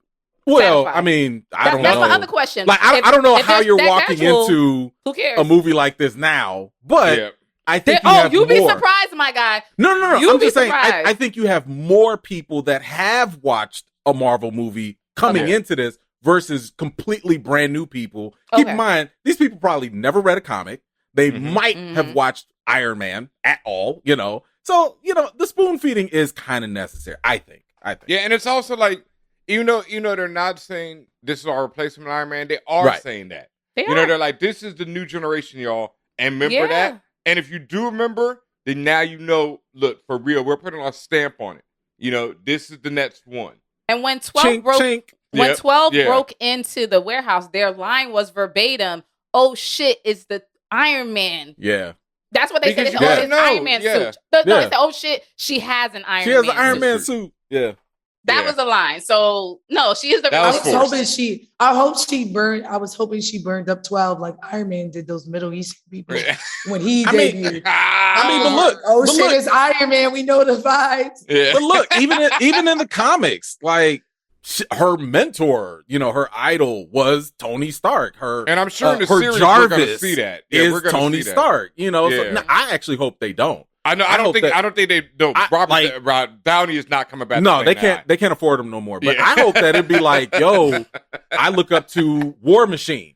I think that'd be dope for her to look up to another black man that was like an Iron Man. Why not? For sure. I mean, all of that. You None know, of it's still Don Cheadle. We need to go ahead and recast it. I'm sorry. Why not Don you trying to get Terrence back? Why you trying to get Terrence back? Anybody else? Next time, baby. Go to the multiverse and get Terrence. You trying to Van Wilder Don Cheadle too? He gotta go too. He gotta go. He gotta go. Van ain't gonna last that long. In his movie. Don ain't gonna last that long. He is one of the worst recasts, I think. Worst? I love Don Cheadle. Why? And I love Don Cheadle. I think he's doing a good job, but for the character, but I feel you. I see Don Cheadle as somebody who like wears a beret and drinks espressos. You know what I mean? Not some like ex-military. But Don Cheadle is also Mouse from Devil in a Blue Dress. That man's ruthless when he want to be. Ben, I believe Don Cheadle. Look, I think Don Cheadle could do anything. So yeah, me too. Thank you. I'm I here think for he's it. the type of person who's like, to me, it's like when white people are like, if he's black, he's gangsta. And I don't see that. You know what I mean? I think he's conniving. I think that he can play that cunning type of like cutthroat, but like that's not Brody, right? No. Brody is a player. I mean, if we're being honest, we don't know who or what Rhodey is in the MCU. Rhodey's been a side character for so long. He's just been Tony's buddy. He's the, hey, Tony, stop acting so wild, Tony. Stop partying, Tony. That's all he's been. So I'm interested. Tony. Like, I'm interested in seeing, like, he's literally. Just like with Letitia. He's the best black friend. Like, that's literally all he's been. Yeah. But I'm interested in seeing what he's going to do in Iron Wars or Armor Wars. Just to see, like, yo, like, what does he like to do in his free time? Like, what is this dude? Like, what's his makeup? Who is he? Because I don't know outside of Tony's best black friend. Like, I feel you. And if they can make Anthony Mackie this like bona fide action star where I'm like truly believing it, I'm sure they're going, Don Cheadle going to kill it. But I never liked it. Glad you believe it. E-Man don't even believe it. I'm glad you believe it. I don't know. The way you feel about Cheadle and like now, that's how I feel about Mackie and really, because I've never trusted him since 8 Mile, right? Like I've always been like this Clarence. Not Clarence. The fate dreads ruined. Got two good parents. Yeah, like listen, I get it. I always loved it for 8 Mile because I always love that line. And there's no Anthony Mackie. This is no movie. That's my favorite line in the song. Wow. No Mekhi Phifer. Yeah, there's no Mekhi Phifer. Yeah. Oh, no, that's right. He's Clarence. He's not Mekhi. Oh yeah. He's Tupac. And his parents, so he just I never trusted him since Tupac. Annihilated by this white boy. He should have never done that. Who threw up at the last show, and that's all I remember him. There's no Mekhi Phifer. So Riri, we all generally enjoyed. Like I said, just from an acting perspective, I just felt it was a bit. Yeah, but I love that she went busy and like, but she went busy on them when it was time. It was time, and I like that she stepped up to the plate when she was within the upcoming mantle, if she will. When she was in it, she was really in it, and she dedicated herself to the cause. So I fuck with that. You know, the only reason I didn't, because I recognize that extraness that you were talking about. Yeah. The only reason I didn't like harp on it was because she felt like she was more comedic relief. So I gave it a break. Like, all right, she's being extra because she's being funny just for the sake of levity. Now, if she was when like, I could tell, I don't like that. That's what I'm saying. And and I know people are gonna get mad. I'm not talking about her acting. I don't want people to get mad because extra. No, your point is valid. I'm not saying, so I don't want people to dismiss it. She was being extra. I'm just saying, like, you know, when the main focus is not on her, you just kind of give them a pass.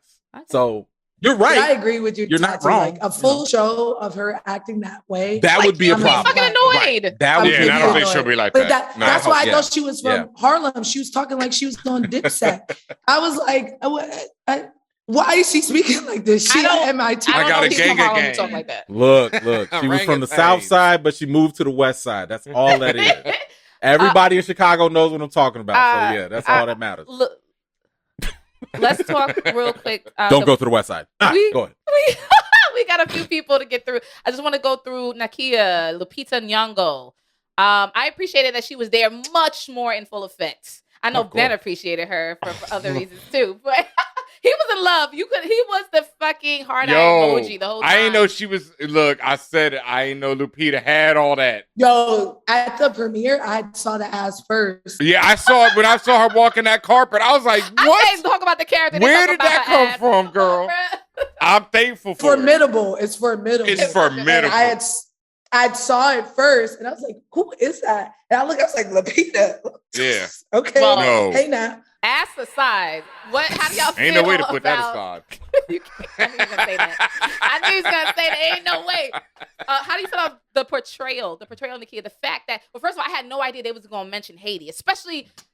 Obviously wasn't planned, but especially mentioning it now with everything going on in Haiti or Haiti, the way they were pronouncing it. I don't know why they call it that way. I'm not the linguistics expert, so Haiti. whatever. But Haiti, yeah. But her, her being a war dog, the fact that she's knowing, she's like, look, I'm still Wakandan at the end of the day, but I'm doing my own shit. I'm have this area that I'm operating out of. And then the fact that she's tapped on to, what did Ramonda do? Said, fuck you, Okoye. I'm getting my girl to come get my baby. So how did y'all feel about her coming back into the fold like that? Love it. Look, Nakia was right. I've said this from the first film. Nakia is the heart and soul of the movie. What she is doing, what Wakanda needed to be doing, and she continues to be doing what Wakanda needs to be doing. Using their technology and power to help the rest of the Black world. And that's what she's been on it from the gate. Her character, she's never really had much of an arc because her arc has already been completed. She's already been leading the way from the first one. And she's also even more so, even as much as I would love to see her be Black Panther, she's above that because she's like, that's kind of a relic, like us running around beating up people. Like, what's that going to do in the long run? That's not what we do. What we do is help. We use our technology and our power to help. And so she didn't need to, I would have loved to see it, especially that body in that suit, but I was.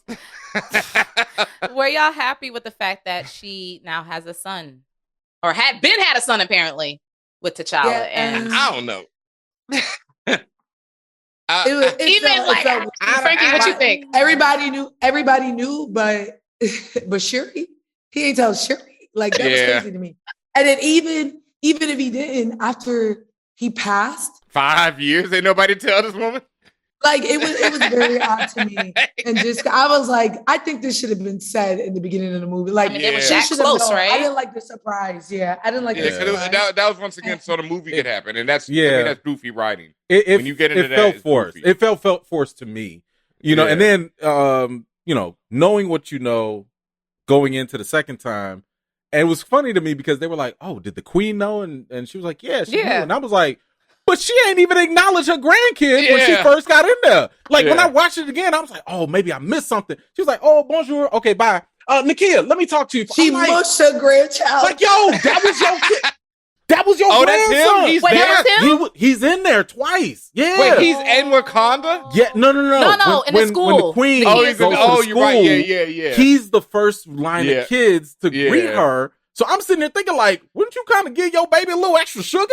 Like a little something? That's where the grandma energy. And he don't address her. Which is even that's insane. No, ain't no 5-year-old in the world go see his grandmother. He might not recognize her because we don't know. Maybe they met. Yeah, maybe they met when he was born. But I'm like, at least she would have been like, that's my baby right there. Yeah. Why wouldn't Nakia?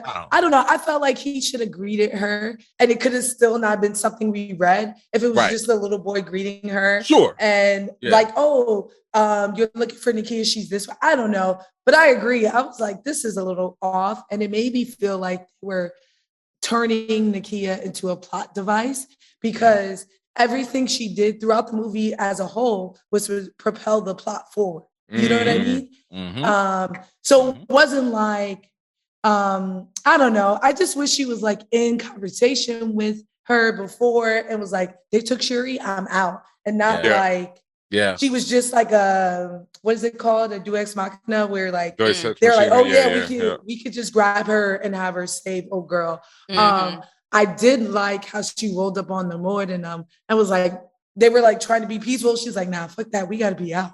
Like, we're out of here right now. Yeah. Right. And I really liked that part of it. And I love watching people do like covert missions. I love that, Lupita's Mexican. I love to watch her like interact with Mexicans. And, she spoke like 4 different languages in the movie. Yeah. Which I think she actually speaks. She does speak Spanish, like, multiple. Yes, multiple too. Yeah. Like, I think she speaks French too, but and they all do. I love that they also showed Wakandans are very educated. They all speak multiple languages. They all got hands, and that's something I really loved about it too. But yeah, I just felt like I loved her character. I loved what she did. I love that the queen was like, "Let me go get someone I know who could do the job." But I also felt like she was a plot device in this movie. Yeah, I agree. I agree with all of that. First of all, I loved the fact that she was just going from language to language. I don't know if she knew it. I don't know if she learned it. It didn't matter. I just thought she executed it beautifully. I love the espionage as well. I mean, that's what she does. Listen, if they wanted to give me a Disney Plus series of her War Dog missions, I'm here for that. I'm in there. You know, so I'm definitely down for that. But yeah, like ultimately, I just didn't like the sequencing of the events of like, oh, by the way, me and T'Challa hooked up, had a whole kid on the side. You know, it just here you go. You know, I get why they did it. I'm just like. I get you. Like Frankie said, I wish they maybe if it was teased earlier. And I know the Queen did say something. She did mention something. She was like, Shuri, about your brother, I gotta tell you something. You know, but I just wish Nakia would have been involved earlier to kind of sort of prep us for all of that. But I felt like it was a cheap shot to my emotions because I was already fucked up. By the end of the movie. And then that shit happened. I was like melting down the chair at that point. I was like, not his son. Like, you know, like it was a lot. And when I say cheap shot, not to like Ryan or anybody else. It was just like that shit. I just wasn't here's another gut prepared punch. for that. Yeah. I just wasn't prepared for that. I liked it, but I also like what everyone has already said, you know, it felt kind of forced. It felt kind of like stuck in there at the end. And I think it felt like an appeasement to people who want T'Challa back, you know? And it's like, I think the movie already did a good enough job of the main problem I had with recasting T'Challa, unless they were just going to be crass about it and just put him in and keep it moving, which I thought would have been disgusting. I think the other problem with recasting is time moves on. Life goes on. And that's what I think it has to say. And like, now, okay, we can have a young T'Challa fighting with the young Avengers doing whatever they want to do. Why, fine, that's cool. But the idea of just like, oh, we can stick it. Like, I was very worried about the end. There'd be a multiverse with T'Challa coming in. Somebody else coming in like, hey, I'm T'Challa. It's like, Nakia's moved Terrence on. Howard coming back. People have moved on. You know, it's like this life time, goes. Yeah. Now it's my time. Now. T'Challa time, you know. It's like anything like that would have felt so weird to me because it's like these characters have already had to grieve. They've had to go through shit. So it just doesn't make sense to me, and I get it. But the only way I think it would have worked was if they done it right then and just been like, here's our new T'Challa. We're just moving on with the story. So, Ben, just to maybe help you feel better about it. So, like, I did get a chance to interview Nate. And I'm not going to give it away because I got to prop my own channel real quick. So make sure you tune in to that exclusive conversation that I had with Nate Moore. Yeah. But to your concern, I asked him that question and it was not. It had nothing to do with the movement. It had nothing to do with the campaign. So that was for them an organic move. Okay. So I'll leave it at that. Watch the interview. And I'm saying this to my Recast T'Challa folks too. Yeah. Watch the interview because a lot of assumption. And this is why I tell people don't judge assumptions or motives on Marvel or Nate or Ryan. Wait until you get information. But wait until you see the movie. Well, I'm gonna watch it. I'm gonna watch your interview, E-Man. Yeah, hell yeah, I'm gonna watch that. Listen, he shocked me. I was like, word? Yeah. So it's good stuff. So yeah. But I think, to Ben's concern, it wasn't what you thought. We got to talk about the elephant in the room, and that is Tinakweta's Namor. Man. Can I just say, Frankie? Can I just say, my man Namor, because we already messed up his name five different times. And first of all, I'm saying his name like the enemies say his name. His name is, what's his true name? I'm sorry. Say that again for me. Namor.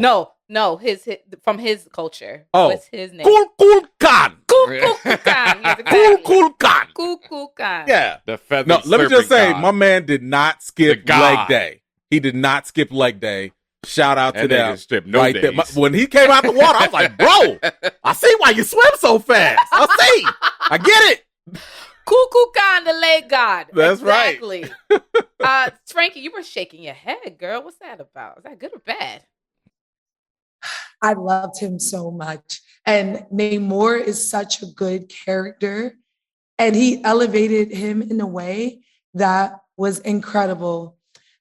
From the beginning, his introduction, right? They show how powerful he is. He's yeeting helicopters. So they're like, just to let you know, do not fuck with your hands. Dude. And that's the thing about Namor, right? Is like Namor, we talk about the white man. Or the Asian man. Cool. Namor is like chaotic, not neutral evil, right? Like he's evil. There's times he's friends with T'Challa. There's a lot, right? He's a very complex character. Mm-hmm. But this brought a different level to complexity, and the way that they changed the lore made so much sense to me. He was so charismatic, and I got why everyone put so much trust into him, right? When he was talking to Shuri, I was like, yeah, Shuri, you should agree to everything he's saying. Like, he was so charismatic. And maybe because I was attracted to him, right? I was like, are you going to kiss him the whole time? They had that electricity. Right? It was Somebody got to, please, for the love of God. But he was dangerous. He was charismatic.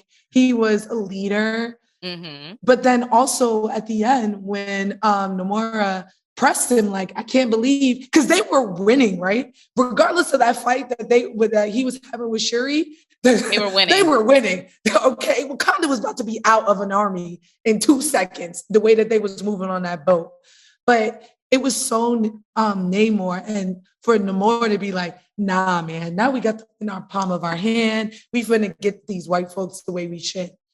The only thing I didn't like, which is not his character or a strike to the movie, it was just like the way the world is, and it got me upset, was that the overarching villain was the white man. They never say the white man, but even when they're at the Genova Convention, when we see Bilbo Baggins talking to Bilbo talking to Everett Ross.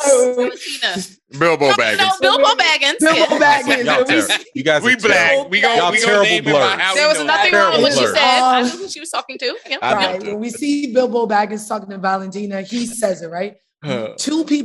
Two powerful nations of color have vibranium. Neither one of them tried to dominate the world, right? And even Namor and his crew don't consider it until they see that now they're going to be found, and they know what happens when they're going to be found. The white man is the oppressor. He is the issue. He is the problem. Not one white man was slapped in this movie. Not one. And it got me a little upset. They killed a couple dudes, though. The security guards. Yeah, they murdered a couple white All people. them security folks got killed. She said collateral damage. Look at collateral. It wasn't direct. Captain America was donkey kicking people off a boat in the beginning of Winter Soldier. Ain't nobody care about those deaths. Nobody was one of those. No one of significance got slapped. Right. I mean, he did get them helicopter. I was happy because they were arrogant. So I was happy to see them arrogant motherfuckers get thrown into the ocean. Glad. Yeah. But you get what I'm saying. The discourse were between the Blacks and the Latino. And I thought that was also a reflection of Ryan Coogler and how he grew up. And, there has always been static between Mexican and Black people. And we share a history of colonization, of our culture being appropriated, things like that. I love that message. But it also got me upset to see that, especially being both Black and Latina, and I am at conflict with myself seeing Namor kill this Black woman, which I got why he did it. That was a very Namor thing to do. Like, I told you what was up. You're done.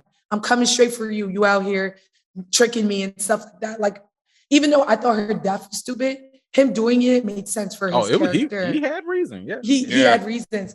Yeah. But yeah, I thought he was incredible. I thought the changes to his character, I want them to retcon it in the comics, and I want them to look like Tanakh, because God damn it. The whole time I was holding my breath anytime he was on screen. I couldn't breathe. his portrayal was just on another level when you talk about his strength, his capabilities, his leadership, the way people refer to him, his people understood him as a god, and he moved like a god. So a lot of stuff, even the stuff that I did not agree with, I understood because that's the level he's on. You know what I'm saying? So the thing about him, I mean, I'm mad about, the whole Ramonda thing, clearly.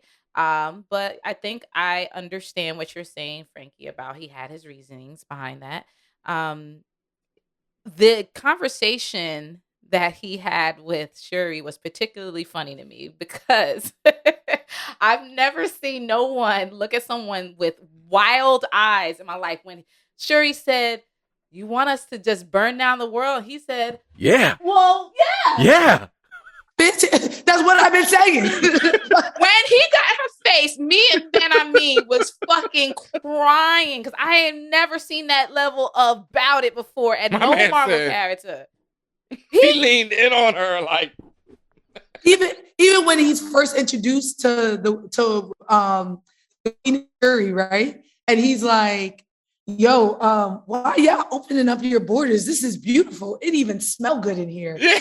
Why would you do that?" And I got it. And the last thing I didn't think about until now, I love that they didn't do what you guys call the Killmonger effect.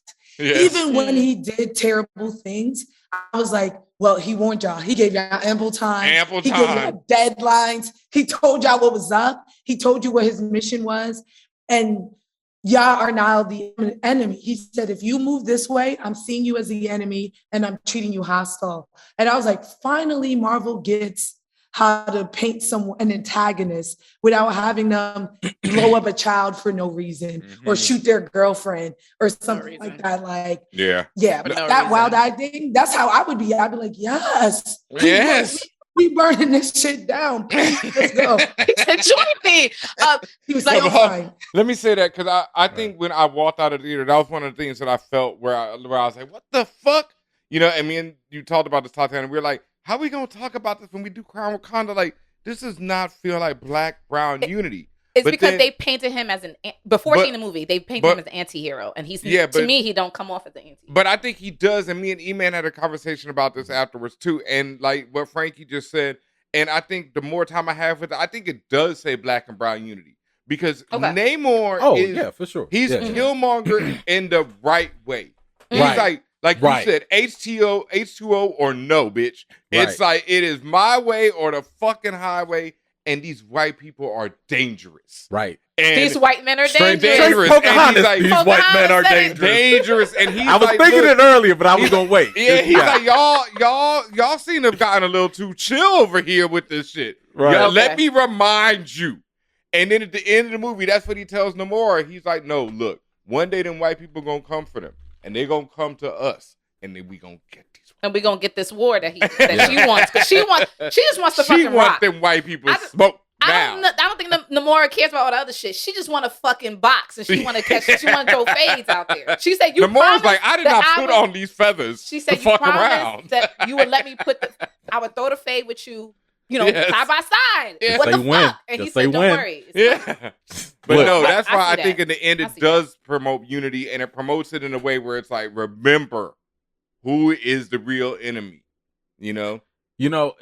like to Ben's point. I mean, for me, one of the issues I had with Namor, because first of all, I mean, you guys already covered a lot of the positives. So, just like one of the things I was kind of like, I kind of wish there was a little bit more uniqueness. He was like a Mexican Killmonger to me. And that's he just kind of was. I just didn't 100% feel he was an anti-hero. That's all I'm saying. Like, I didn't get anti-hero vibes. I just got some wild shit vibes. I feel like for Marvel, because they still have a villain problem, but for Marvel, you're an anti-hero if you just kill people. If you just kill people, and that don't mean anti-hero. I know, but that's the superhero. This is the Black Adam crap that they was doing. Like, you kill people, so you're not really a hero, or whatever. So for me, I was just kind of like, I kind of wish, I don't know, like he just stuck a little bit. I wanted him to feel less Killmonger-ish because he was just Killmonger without the let's also become oppressors, because he was more in defense mode. Like, nah, they're dangerous, and we gonna go F them up before they F us up. Rather than let's just go on an attack. So I kind of wish he was like a little bit, I wish the dynamic, I guess, was more about like Frankie kind of mentioned, like there was more of an imposing threat from the white folks, the colonizers. I wish that was a little bit stronger as an effort, as a presence. So that way, because I don't think people are going to catch that. I think people are really going to kind of be like, this is just about black and brown people and that's it. And miss the fact that, it's all the other outside white forces that are coming in that's causing all this static. But here's something else. And I watched it twice. Maybe y'all caught something I didn't. How the hell does Namor hear everything? He hears everything and he's at the bottom of the ocean. I know my man got the ears, but damn, he was hearing conversations across the land. I heard you, nigga. Right. He was like, I heard what T'Challa said, and I remember what you and your mama said in the privacy of your own island. Like, I heard all. I'm like, bro, how? You see them ears, dog? I know, I guess. Okay, whatever. I thought it was part of his abilities. I mean, look, if it is, fine. Comics. Whatever. That's and remember, fine. like, he could communicate with fish, so, they heard some shit. He got the fish heard, too? Why not? Yo, shout out to the cameos. They had my man Shamu and Free Willy come in. I was so happy. I was like, yo, my nigga Willy's in this. Was there. Look at Free Willy. Y'all saw Nemo too? The whale from Nemo was there. I missed it. When Dory's speaking whale, that nigga was there too. That shit was hard though to watch them like that shit did go hard. All on the whale. No, when they sent the jellyfish after they asked at the beginning of the movie, that's when I was like, no, Frankie touched on something I just realized. I thought that was because you know how when like at least back in the day when you think of Aquaman controlling fish, you're like, oh, that shit's weak. But the way that they was fucking utilizing these were fucking they were weaponizing Shamu. You're weaponizing fucking jellyfish. I mean, jellyfish is already good to eat. When that nigga Atuma came through on his own personal whale, like, and then threw him in the air. Them whales were like personal Escalades. Like, yo, I'm just gonna hop on. I'm gonna ride this ride. I'm gonna come off. All right, come back later in 15 minutes. Like, they looked like they were gonna jump you, right? When they pulled up, it looked like they was gonna jump you. And the scene where we're introduced to them on that boat and they're singing and the song is beautiful, right? I'm like, yo, this shit go off. But then I'm like, oh, y'all in danger. Like y'all finna die. Y'all finna die. Y'all in danger. Let me ask you guys. Let me ask you guys this because like I know that some of it was for comedic relief, but did y'all feel like him kind of feeling breaking character was a little overacting too? Because like for Namor, like when he was just like for Cool Khan. Like when, you could go down there, the pressure would kill you and, your blood would go out. Or you could wear a suit. That shit to me, like, but that shit led to him being a little off. He's because he's making light of death. Yeah. He's making light of immediate death. He's like 2,000 years old. He doesn't have attack. Right. Yeah. He's a god that's making light of immediate death. Okay. Yeah. Okay, because it would never happen to him. Yeah, it's not killing the movie. None. No, I feel you. I feel you. I think I would have liked him to play more the straight man a little bit more. Mm-hmm. In that I still laughed. So whatever. But we would not have got that. You wouldn't have gotten the eyeball stare, the death stare. Like the "Are you down" stare. That is like going to be my gift for everything. Once I get a solid gift for that. That was my favorite part of the movie. Favorite part. I wish Michael B. Jordan did that in the first movie. Like y'all not hearing me. These people are evil. She's like, what do you mean burn the world? My man was just like, burn it. Frankie referred to it.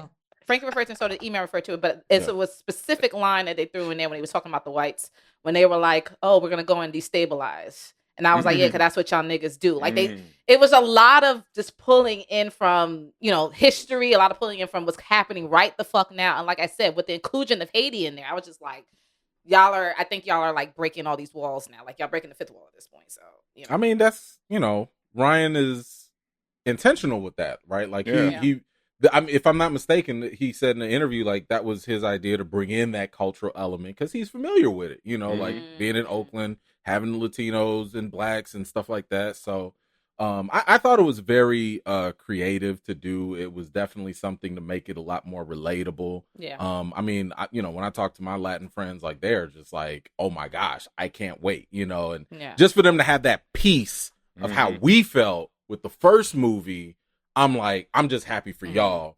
You know what I'm saying? Like, cause you can feel proud. And I love what Tanakh said also in his interview where he was talking about how, and I can't speak to this, so don't come at me, but he was saying something like, I guess in Mexican culture or Latin culture sometimes there's a disconnect, I guess, with like the past, the ancestry and stuff like that. So for the fact that this movie was like really saying like, no, this is who we are, this is a part of us, I think he was really hoping that when audiences watch it, like they embrace all of that, the cultural aspects as part of like the identity. So I love that it was introduced. It was fascinating to me, and shout out to all the artwork and everything too. And the structure, my gosh, like Talokan is beautiful. Yeah, like it was freaking amazing. Like, and I like how they did the people in the water. Like how every scene in the water looked good. Like it didn't look cartoony or anything. Take that, James Cameron.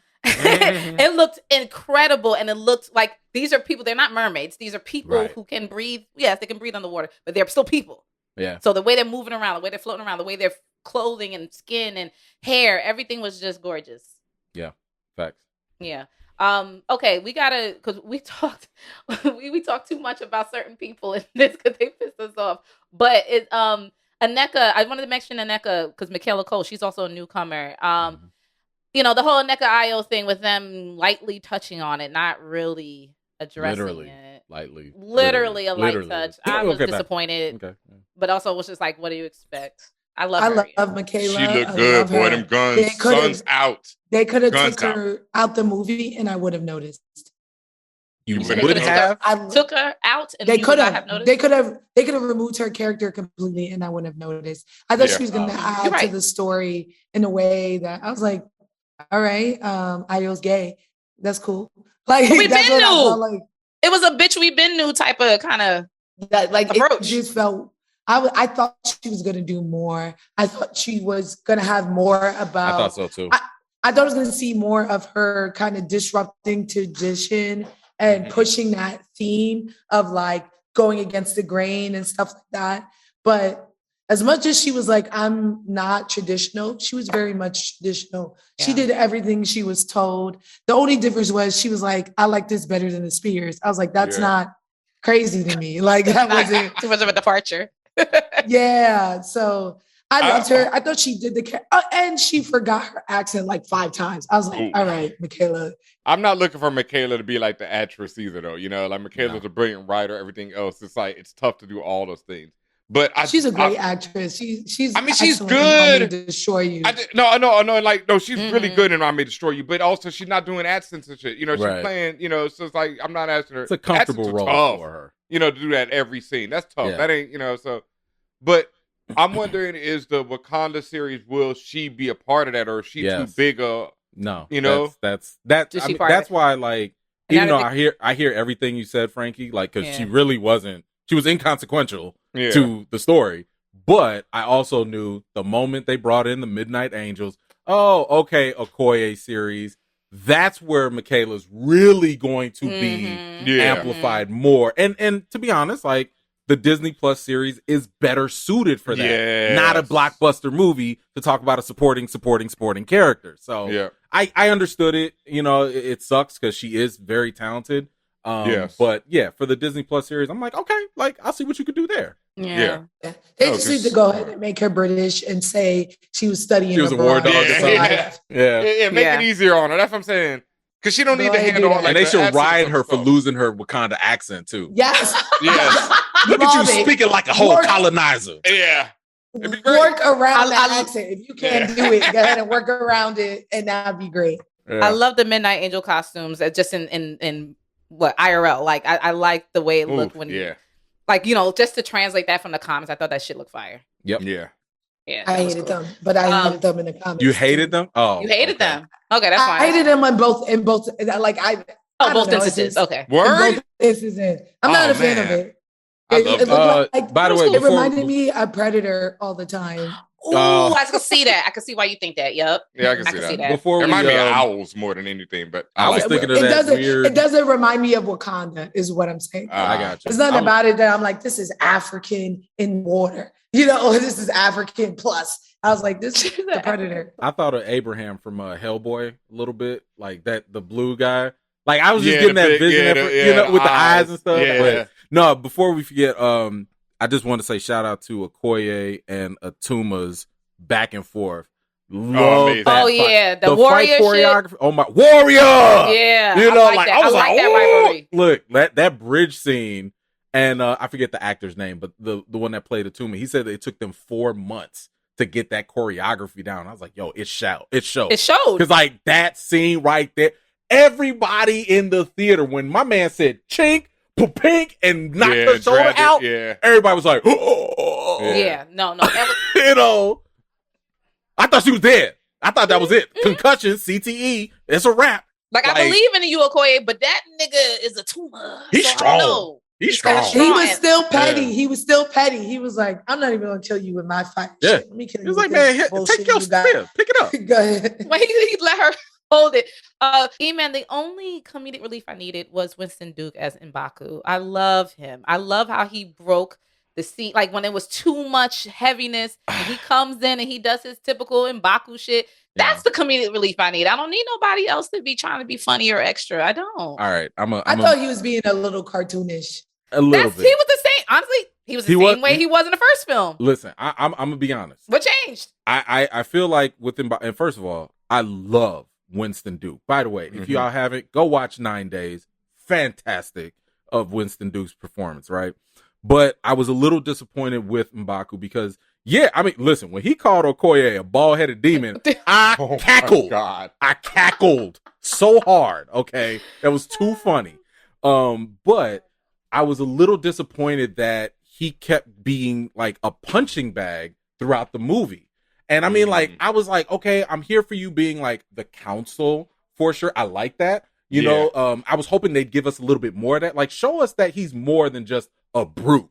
That he's actually, got wisdom and a little more well-rounded. They tried that towards the end. They tried to make him more wisdom. They did. And, I was hoping for more of it. But I was just kind of like, damn. Him attacking Namor like that felt But that's silly. the thing, though. Like, I felt like he was just a plot device in ththose moments to elevate everyone else. So let's show that, hey, if you beat up the big black guy, Namor's strong. Hey, let's do a quick arm wrestle. Like you can't show off strength any other way than to bring M'Baku down. So I was just disappointed that he had to do that. And I felt the same way when they do that to the Hulk. Marvel stay failing the Hulk. They make everything and everyone beat up the Hulk just to show how powerful they are. I'm just like, look, when Letitia punched that the bodysuit or whatever, I was like, she wins. That's it. I think we got it. Right. She's strong, y'all. I think just like how you use your example of you not liking them using the Hulk to show strength or all that. It's more the spoon feeding that you guys say that's sometimes necessary. It is. No, you're how right. strong is this person? You're right. I'm just saying you can do. Yes, I'm just saying you could do it in different ways. That's why I brought up the whole bodysuit getting punched. That is a display. You don't have to bring down another character to elevate or to prove that point. We already knew she was strong, So that was my only disappointment. But I love Winston Duke. He's fantastic, and everything he did in the movie outside of that, I loved. Cool. Yeah, I thought he was funny, and I love that he always supported Shuri, right? He didn't challenge her. He didn't say, you're not fit. He's like, yo, you're grieving. I get that. Maybe you should try this. You should try that. I agree with you, man, especially when it came to showing Shuri's strength. We just saw that. We know it. She's strong. Why do we need to show it again? Yeah. But also, I feel like they haven't shown us the true strength of M'Baku for him to be a power scaler for everyone else. Okay. So then the scenes just felt like abuse. You know what I mean? He literally flipped the dude on his spear. On that, he flipped the dude with his club. What do you mean? During the battle with but so have the Dora, right? The Dora beat up super soldiers, no problem. Like, there's nothing that I've seen Winston do as M'Baku that to me makes him seem like one of the strongest Wakandans, right? So that when Namor punched him and I seen it, we would be shocked, right? If I had saw him do something like, I don't know, toss one of those goddamn rhinos last movie, right? I would, and I saw Namor punch him and he be winded, I would have been like, damn. But there was nothing about him that I was like, beside him being big and black, that I was like, damn, this is scaling for me. Okay. Yeah. My problem with that scene was like, it felt like M'Baku was committing suicide, because it was like, you are not ready for this dude. You know what I mean? You should know that too. Like, you should know. You talking about when he attacked him from behind? Yeah, he didn't know. He didn't know. You should know. M'Baku had no idea. He just called him. He was like, fish man. And that's my problem. He did not know.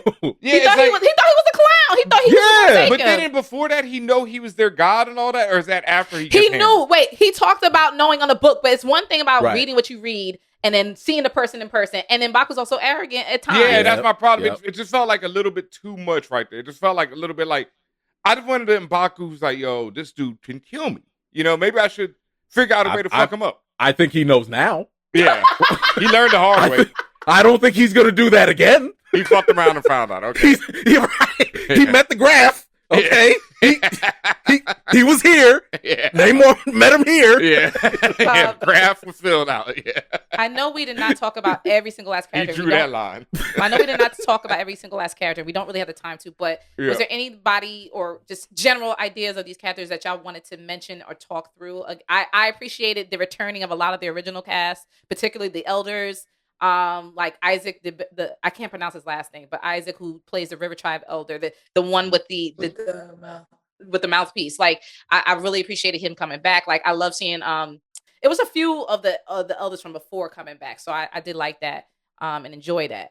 But I'm just a little disappointed now that you mentioned it that I don't think we got enough of Wakanda, because that was kind of something that was promised, that we were going to explore more Wakanda. It was also a criticism. The Disney Plus movie, Disney Plus show. Well, so far it seems like we're just getting character-driven Disney Plus series, like about Okoye, Midnight Angels. But I was just saying, like, if y'all are gonna give us Wakanda, and you're sitting here talking about a river tribe, I'm like, wouldn't the river tribe and these water people, like, wasn't there something we could have explored there? Like, something, I don't know. Like, maybe they could have taken the lead. I just wish there was something else emphasized there, at least, so that we could discover more. I would have liked to see more of the culture of Wakanda. I felt that was one thing in this movie I didn't feel like we got, but the most we got is the Jabari tribe, just a little bit. But we also have so much shit to handle in this film. They were just place settings. They weren't. It wasn't detail into what's going on in the city. It was just, we're in the Wakanda capital and now we're in the mountains. You know what I mean? Like, that's all it really was. We're just place settings. Before we sign off, I did want to talk about Valentina, because I felt like a lot of important things happened with Bilbo Baggins and Valentina, and it felt lighthearted the entire time. It did. But like some really nefarious things were happening. Big time. And there are two things I want people to take away from this. Julia Dreyfus is incredible and she's very charming. And I think the Thunderbolts are fun and charming. These are villains. Yeah. Y'all do know these are all villains. And she says it herself. She said, I wish we had vibranium. Ooh, I'd be fucking up people. Like, I feel like there were a lot of things swept under the rug about her. But at the same time, they were showing us exactly who she was. Where she was willing to arrest her husband, her ex-husband, be all up in her face, be fake. And I want people to really pay attention to how her character acted and what she's about to do. Because I saw with Zemo where people love Zemo and was talking about how cute Zemo is. I'm like, he's not cute. He's not cute. And none of them are cute. Like, he's fun. He's funny. He's fun, but he's not. That's it. Cute. I mean, you can laugh at Zemo. You're not laughing with him. You can laugh. Right. Yeah. I need y'all to remember these still a bad guy. Anti-heroes. These are villains. Valentino is a villain, and I need y'all to remember that. And I'm glad that they really shown that. And I hope they continue it. I think they showed her in this light because a black man wrote her. So they showed her for what she was. But I'm interested to see how her character is going to look once we see the white people talking about her, and see how she changes the ships. Thunderbolts might give you what you're talking about. She's gonna be fine and be like, oh, let's do these missions. Like, no, because I think she's gonna be Amanda Waller. I think. Yeah, I think they're leaning into that Thunderbolts is going to be the evil Avengers. Yeah. They're not gonna hide that fact. They're not gonna try and make them heroic as much as so. What's his face is on standby right now, right? Your nigga Ben. He used to be a nigga from Falcon and the Winter Soldier. Oh God, what is this man's name? Not Zemo. No, nigga Captain America. He's in it. Oh, he's in it. He's already in it. U.S. agent. Sebastian. Yeah. Thank you, U.S. agent. Thank you. U.S. agent's already in. My man. Oh, Captain Corny. Oh, yeah, no. Look. John, walk it out. You mean? Put John, some walk respect it on out. my man. Thank you. I cannot remember his name because he gets on my put fucking some respect nerves. on my man's name. My man. Nah, gets we the job respecting done. that, bro. Ain't nobody checking for Captain Crunch, bro. Stop. I am. He's a war dog. No, my man puts in work. He was. They told him to do the job. He did the job. He's a cheater. Yeah. Oh. All right, y'all. What's your? Go ahead. Can I bring in one other point? One other thing, and it was just a plot point, and it bothered me. It bothered me twice. Okay. At the end with on the boat, and I know we were talking about it before. Like, okay, yeah, we see how the conflict resolved itself and all that. But when they were stuck on the boat, I was like, why are y'all stuck on a boat? How is that part of your escape plan when you know you're dealing with fish people? Like, y'all didn't have no ships to come and beat me up, Scotty? Nothing? Like, that to me kind of bothered me. I'm like... Hubris. They still Wakandas. They still... Yeah, you're right. There should have been ships that were there. And it just felt like a plot device for the water balloon bombs to go off. And that's water it. balloons. Like they was water. No, but those bombs were scary. Were they? They were man scary. But I'm like, y'all escape plan was a boat. Yeah, I agree. And then when I saw them all crawling on the boat, I was like, good for y'all. Because you thought that Sonic thing was going to work the whole time. Y'all had no electric stuff to shock them off. I'm like, I just felt in that moment, Wakandan prowess got compromised for the sake of the story. Do you think it was because rage compromised decision making? They have never, because this was all strategy. The plan was dope. The whole plan of like, hey, we're gonna isolate, we're gonna dry them out, we're gonna do all that was great. It was strategy. Yeah. The fact that y'all didn't follow through with it. And it was really just so that you had that moment of tension to be like, what are we gonna do? We're on the edge. Like, again, is the average person going to care about that? No. But like for me, I'm looking at it like, I feel like whenever you have two different characters and you're trying to up the tension, it should always be one upping the other rather than one coming down just to elevate the other. That's what I thought happened in that moment. But anyway. Okay. All right. So I just want your overall thoughts. Just like if someone comes to you, they say, Frankie, Emmanuel, BenHaMeen, should I see this movie and why? What's so great about it? Give me a summary of why. Or why not? I think it had an impossible task in front of it, and it managed to do it with flying colors. And I think it's a beautiful film. I think it deals with grief. I think it's the realest MCU film yet. I think it's the one that most deals with like shit we have to deal with in the real world and real life. And it's not a film that's very escapist, but I think it at the same time is super entertaining and helps you through things that you're going to deal with in real life. I think that's what great art should do, is it should help the human condition. And I think this film does that. So, yeah. As I've had time to reflect on it, I'm like, this film's fucking amazing. It's fucking amazing. I still felt it was amazing coming out. Frankie, what would be your summary?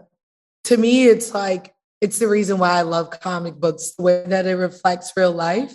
I was watching it on screen where I connected with the characters. I understood the plight. The action was insane. Must-see movie. I mean, 10 out of 10 for me, especially when I'm looking at Marvel movies. It gave me everything I wanted. Everybody looked good.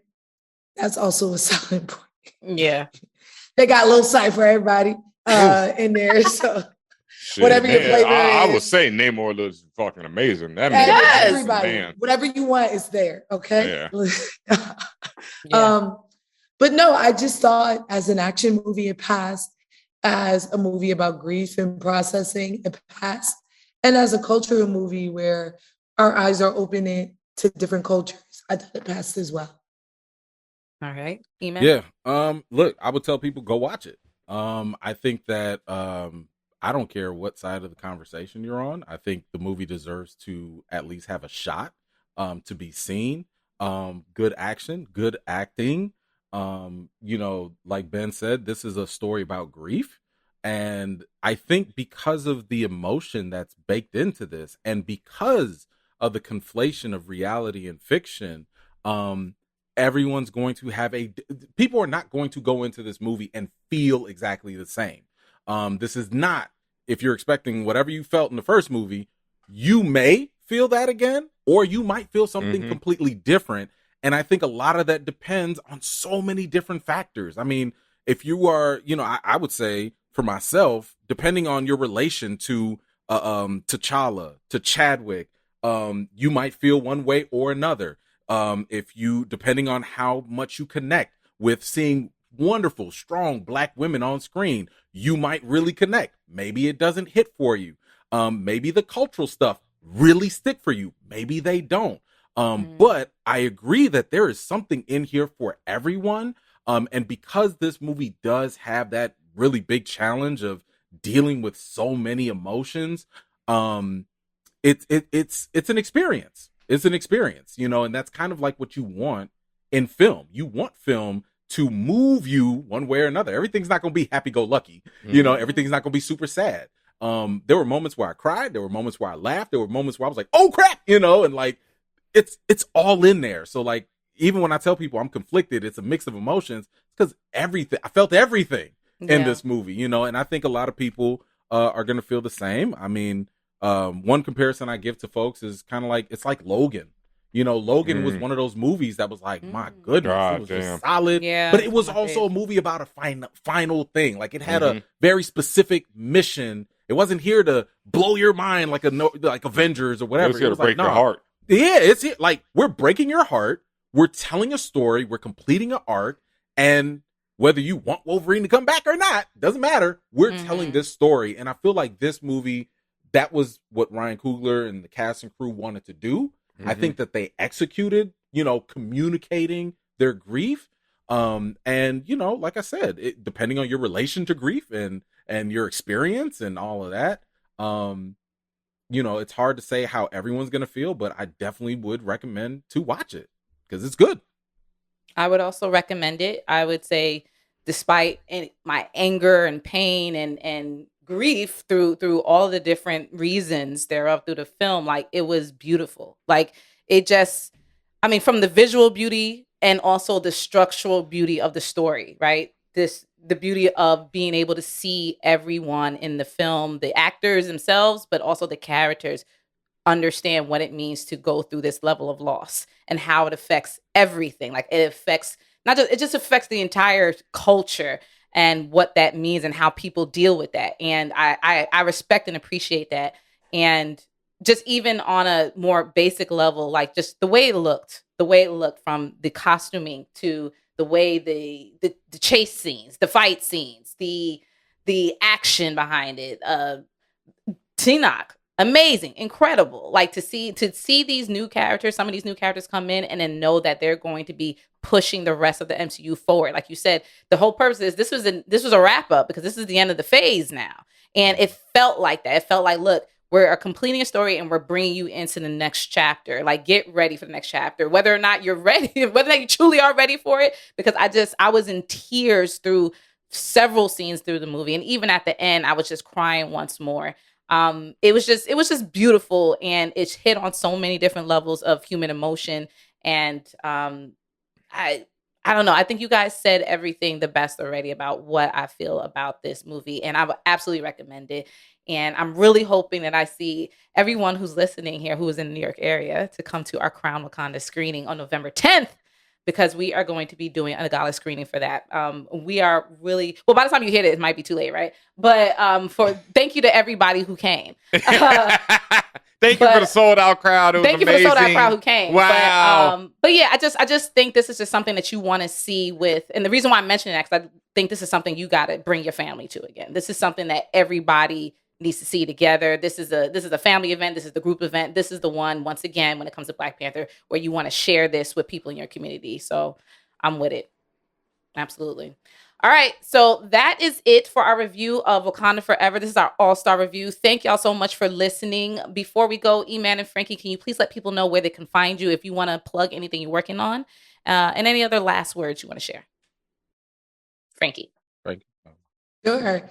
You can find me everywhere at Fantastic Frankey, FRANKEY, except for Twitter, which I'm actually on now. You can find me there at Fanboy Fire. Oh, I hate it and I love it. It's both.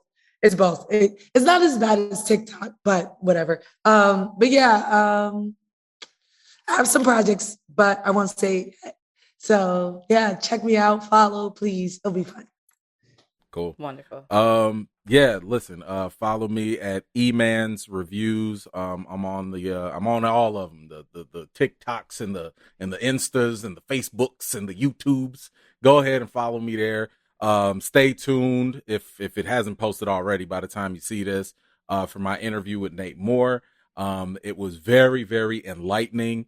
And I think it brought a very good sense of closure, that a lot of people need to hear. And in addition to that, because, hopefully, we're still going to be doing this by the time this comes out as well. Make sure you go check out hashtag Wakanda Forever Challenge. You can go to GoFundMe.com/Wakanda-Forever-Challenge. And you could donate. All the proceeds go to St. Jude's Children's Research Hospital. That was the same hospital that Chadwick Boseman visited while he was battling cancer and while he was filming Black Panther for those kids so that they could go see the movie. So the least we can do is help them out. And I hope it can, add on to the brother's legacy, and bring a little honor to that as well. So I do ask, any contribution would be great. At least at the time of recording now, we've passed the halfway mark. So I'd love to have anyone contribute, or just share. Even if you can't contribute, just share it, use the hashtag, make that go viral. Because at the end of the day, nobody likes cancer. We all love kids. And everybody should have Wakanda Forever. So, yeah, please go check that out. Absolutely. BenHaMeen, can you also just let the people know what they need to know about For All Nerds and Views from the 616? Yeah, make sure to follow us on Twitter, on the Instagrams at For All Nerds, on all of your favorite podcasting platforms. Make sure you follow For All Nerds, and that's how you get everything from us, including Views from the 616.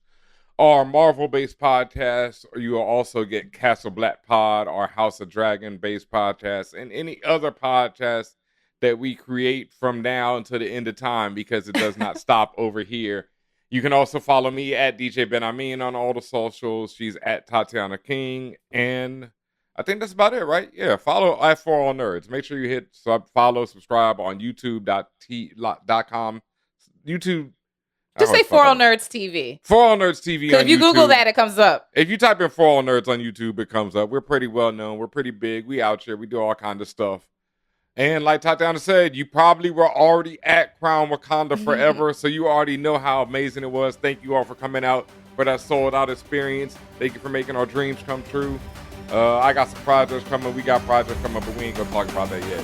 You'll see it. Believe it. All right. See y'all soon. Peace.